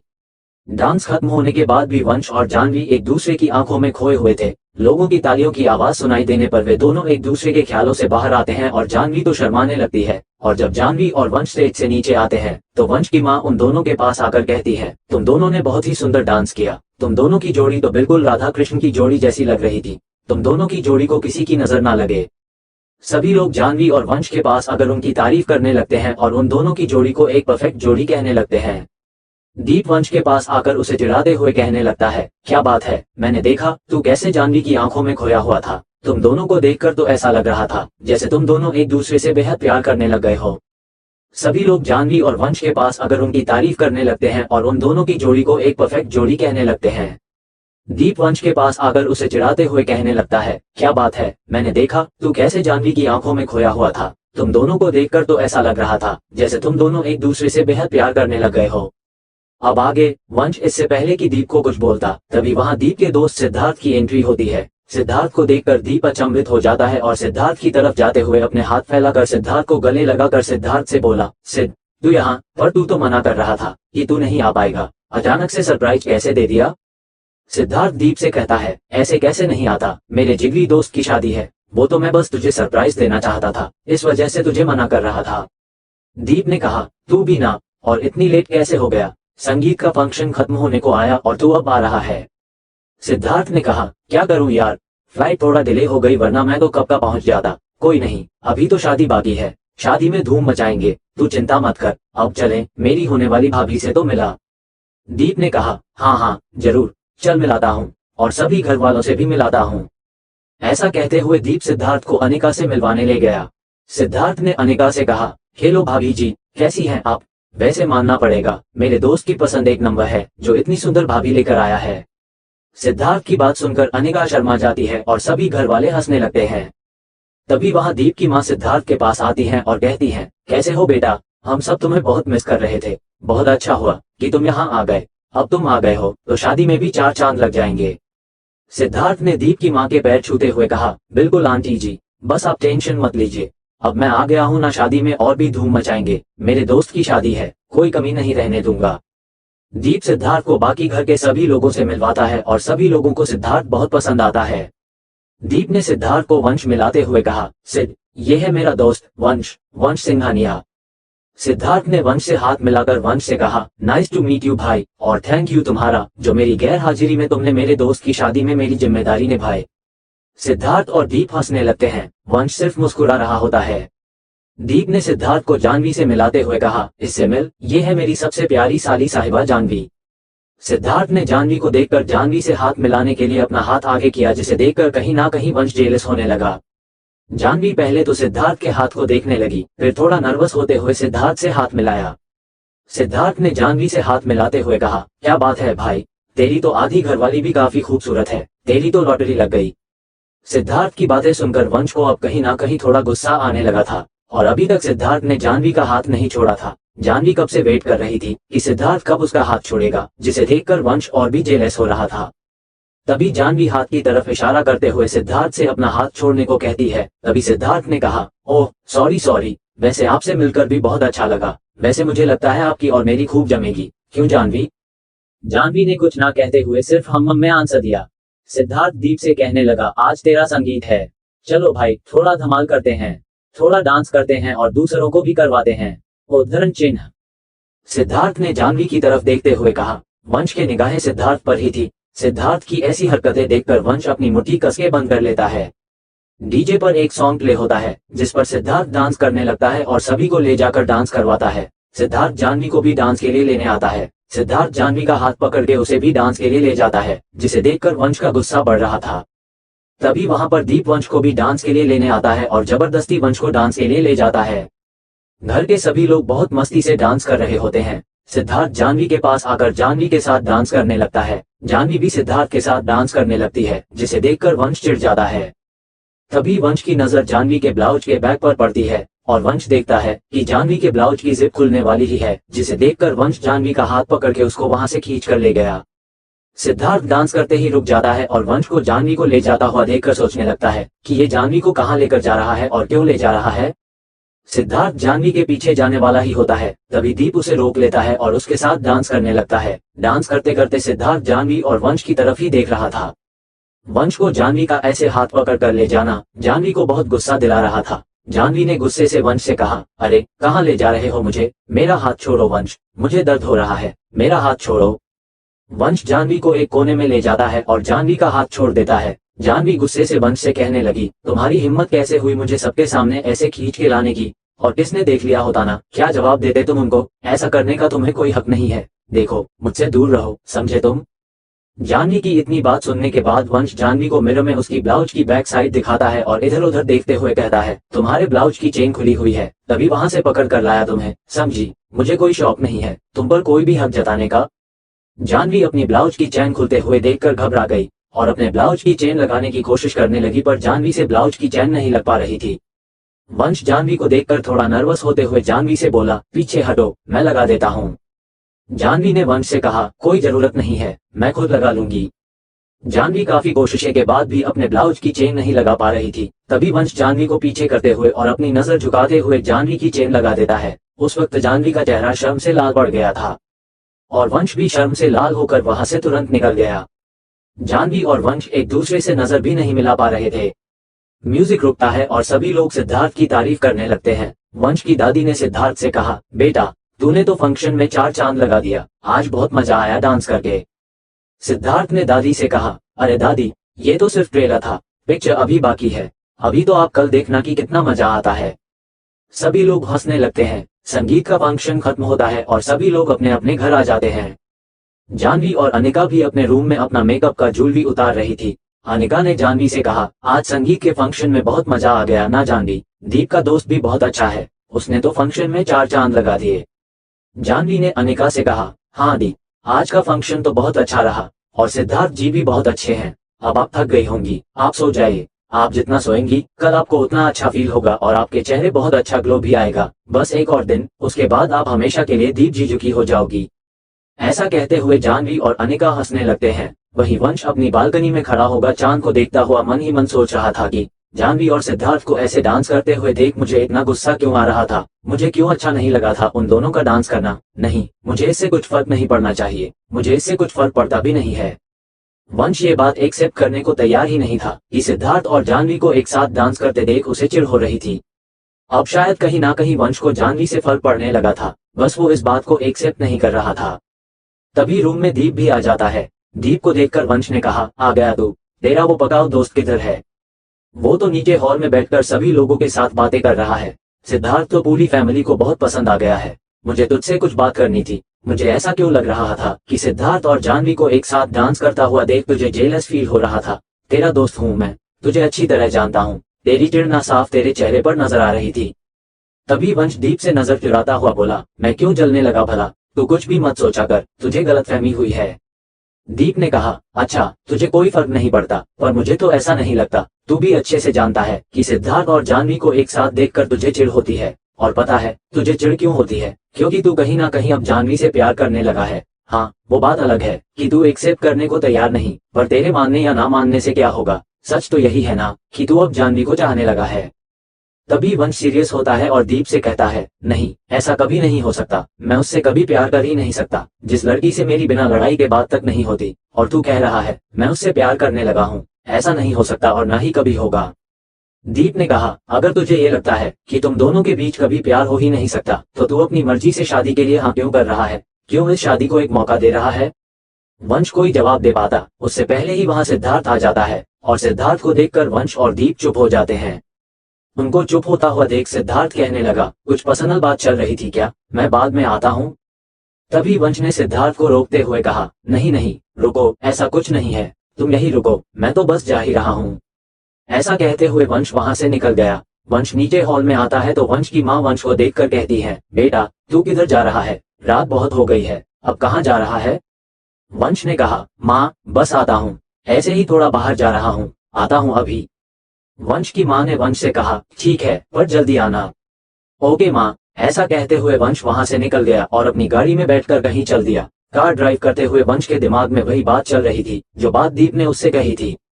वही जाह्नवी भी सोते सोते संगीत में हुए इंसिडेंट के बारे में सोच रही थी और मन ही मन कह रही थी कि अगर वंश मुझे सही टाइम पर नहीं बताता तो न जाने क्या होता। इस बात के लिए तो मैंने वंश को थैंक यू तक नहीं बोला। न जाने मैंने उसको कितना सुना दिया। मुझे उससे सॉरी कहना होगा। तभी जाह्नवी उठकर बालकनी में गई और जाह्नवी ने वंश को कॉल किया। कार ड्राइव करते हुए वंश अपने फोन की रिंगटोन सुनता है और कार रोकते हुए अपने फोन की तरफ देखकर सोचता है, ये जाह्नवी इतनी लेट क्यों कॉल कर रही है मुझे? वंश ने कॉल उठाया और हेलो कहते हुए पूछता है, इस वक्त तुमने मुझे कॉल क्यों किया है? तो जाह्नवी ने नर्वस होते हुए वंश से कहा, वो मुझे तुमसे सॉरी कहना था। सॉरी? किस बात की सॉरी? वंश ने जाह्नवी से कहा। जाह्नवी ने वंश से कहा, वो तुम आज मेरी मदद करना चाह रहे थे और मैंने तुम्हें बहुत सुना दिया, तो इसी के लिए मैं तुम्हें सॉरी कहना चाहती थी। I am sorry. वंश ने जाह्नवी से कहा, क्या बात है, आज तुम्हारी सॉरी सुनकर मुझे तो ऐसा लग ही नहीं रहा कि मैं तुमसे बात कर रहा हूँ। जाह्नवी ने वंश से कहा, अब ज्यादा भाव मत खाओ, सॉरी बोला ना तो सॉरी रख लो और हर बार मुझे सुनाने की कोई जरूरत नहीं, समझे? वंश कुछ ना कहकर सिर्फ मुस्कुराने लगा। तभी सामने से जाह्नवी ने कहा, वैसे आज के प्रोग्राम काफी अच्छा लगा। सिद्धार्थ जी ने संगीत के फंक्शन को तो और भी अच्छा बना दिया। देखा था सभी लोग कितना खुश थे, मस्ती से डांस कर रहे थे। वैसे सिद्धार्थ जी हैं तो अच्छे, कोई किस्मत वाली ही लड़की होगी जो सिद्धार्थ जी को मिलेगी। जाह्नवी की बात सुनकर वंश के फेस से तुरंत स्माइल गायब हो गई और वो चिढ़ते हुए जाह्नवी से कहने लगा, ऐसा भी क्या है सिद्धार्थ में, एक नंबर का पकाऊ लगता है, कितना बोलता है वो। और क्या उसके आने से फंक्शन और भी अच्छा हो गया? फंक्शन तो उसके आने से पहले ही बहुत अच्छा चल रहा था। जाह्नवी ने कहा, अरे ऐसा क्यों बोल रहे हो? देखा नहीं सिद्धार्थ जी के आने से सभी लोग कितना खुश थे, सभी लोग सिद्धार्थ जी की कितनी तारीफ कर रहे थे। जाह्नवी के मुंह से सिद्धार्थ की तारीफ सुनकर वंश चिढ़ने लगा और चिढ़ते हुए जाह्नवी से कहा, मैं फोन रखता हूँ। ऐसे कहते हुए वंश ने एकदम से फोन काट दिया। जाह्नवी ने कंफ्यूजिंग फेस से फोन को देखते हुए कहा, अरे कमाल है, इसके तो मूड का पता ही नहीं चलता। खैर छोड़ो, चलो सोती हूँ, कल सुबह जल्दी भी उठना है। ऐसा कहकर जाह्नवी बेड पर जाकर सो जाती है और वही वंश अपनी चिढ़ निकालते हुए बड़बड़ाने लगा, जिसे देखो बस सिद्धार्थ सिद्धार्थ किए जा रहा है। अरे ऐसा क्या है उसमें? और इसको देखो कैसे सिद्धार्थ की तारीफ कर रही थी। ज्यादा ही सिद्धार्थ अच्छा लगने लगा है तो उसी से कर लेना शादी, मुझसे क्यों कर रही है? देखा मैंने कैसे खुश होकर डांस कर रही थी। ऐसे बड़बड़ करके वंश भी घर के लिए निकल जाता है और घर पहुंचते ही वंश को हवेली के हॉल में सिद्धार्थ मिल जाता है। सिद्धार्थ ने वंश को देखकर कहा, अरे तुम इतनी रात में कहाँ गए थे? किसी काम से गया था। सिद्धार्थ को इग्नोर करके वंश ऐसे कहते हुए निकल गया। सिद्धार्थ कंफ्यूजन वाला फेस बनाकर सोचने लगा, इतनी रात में काम,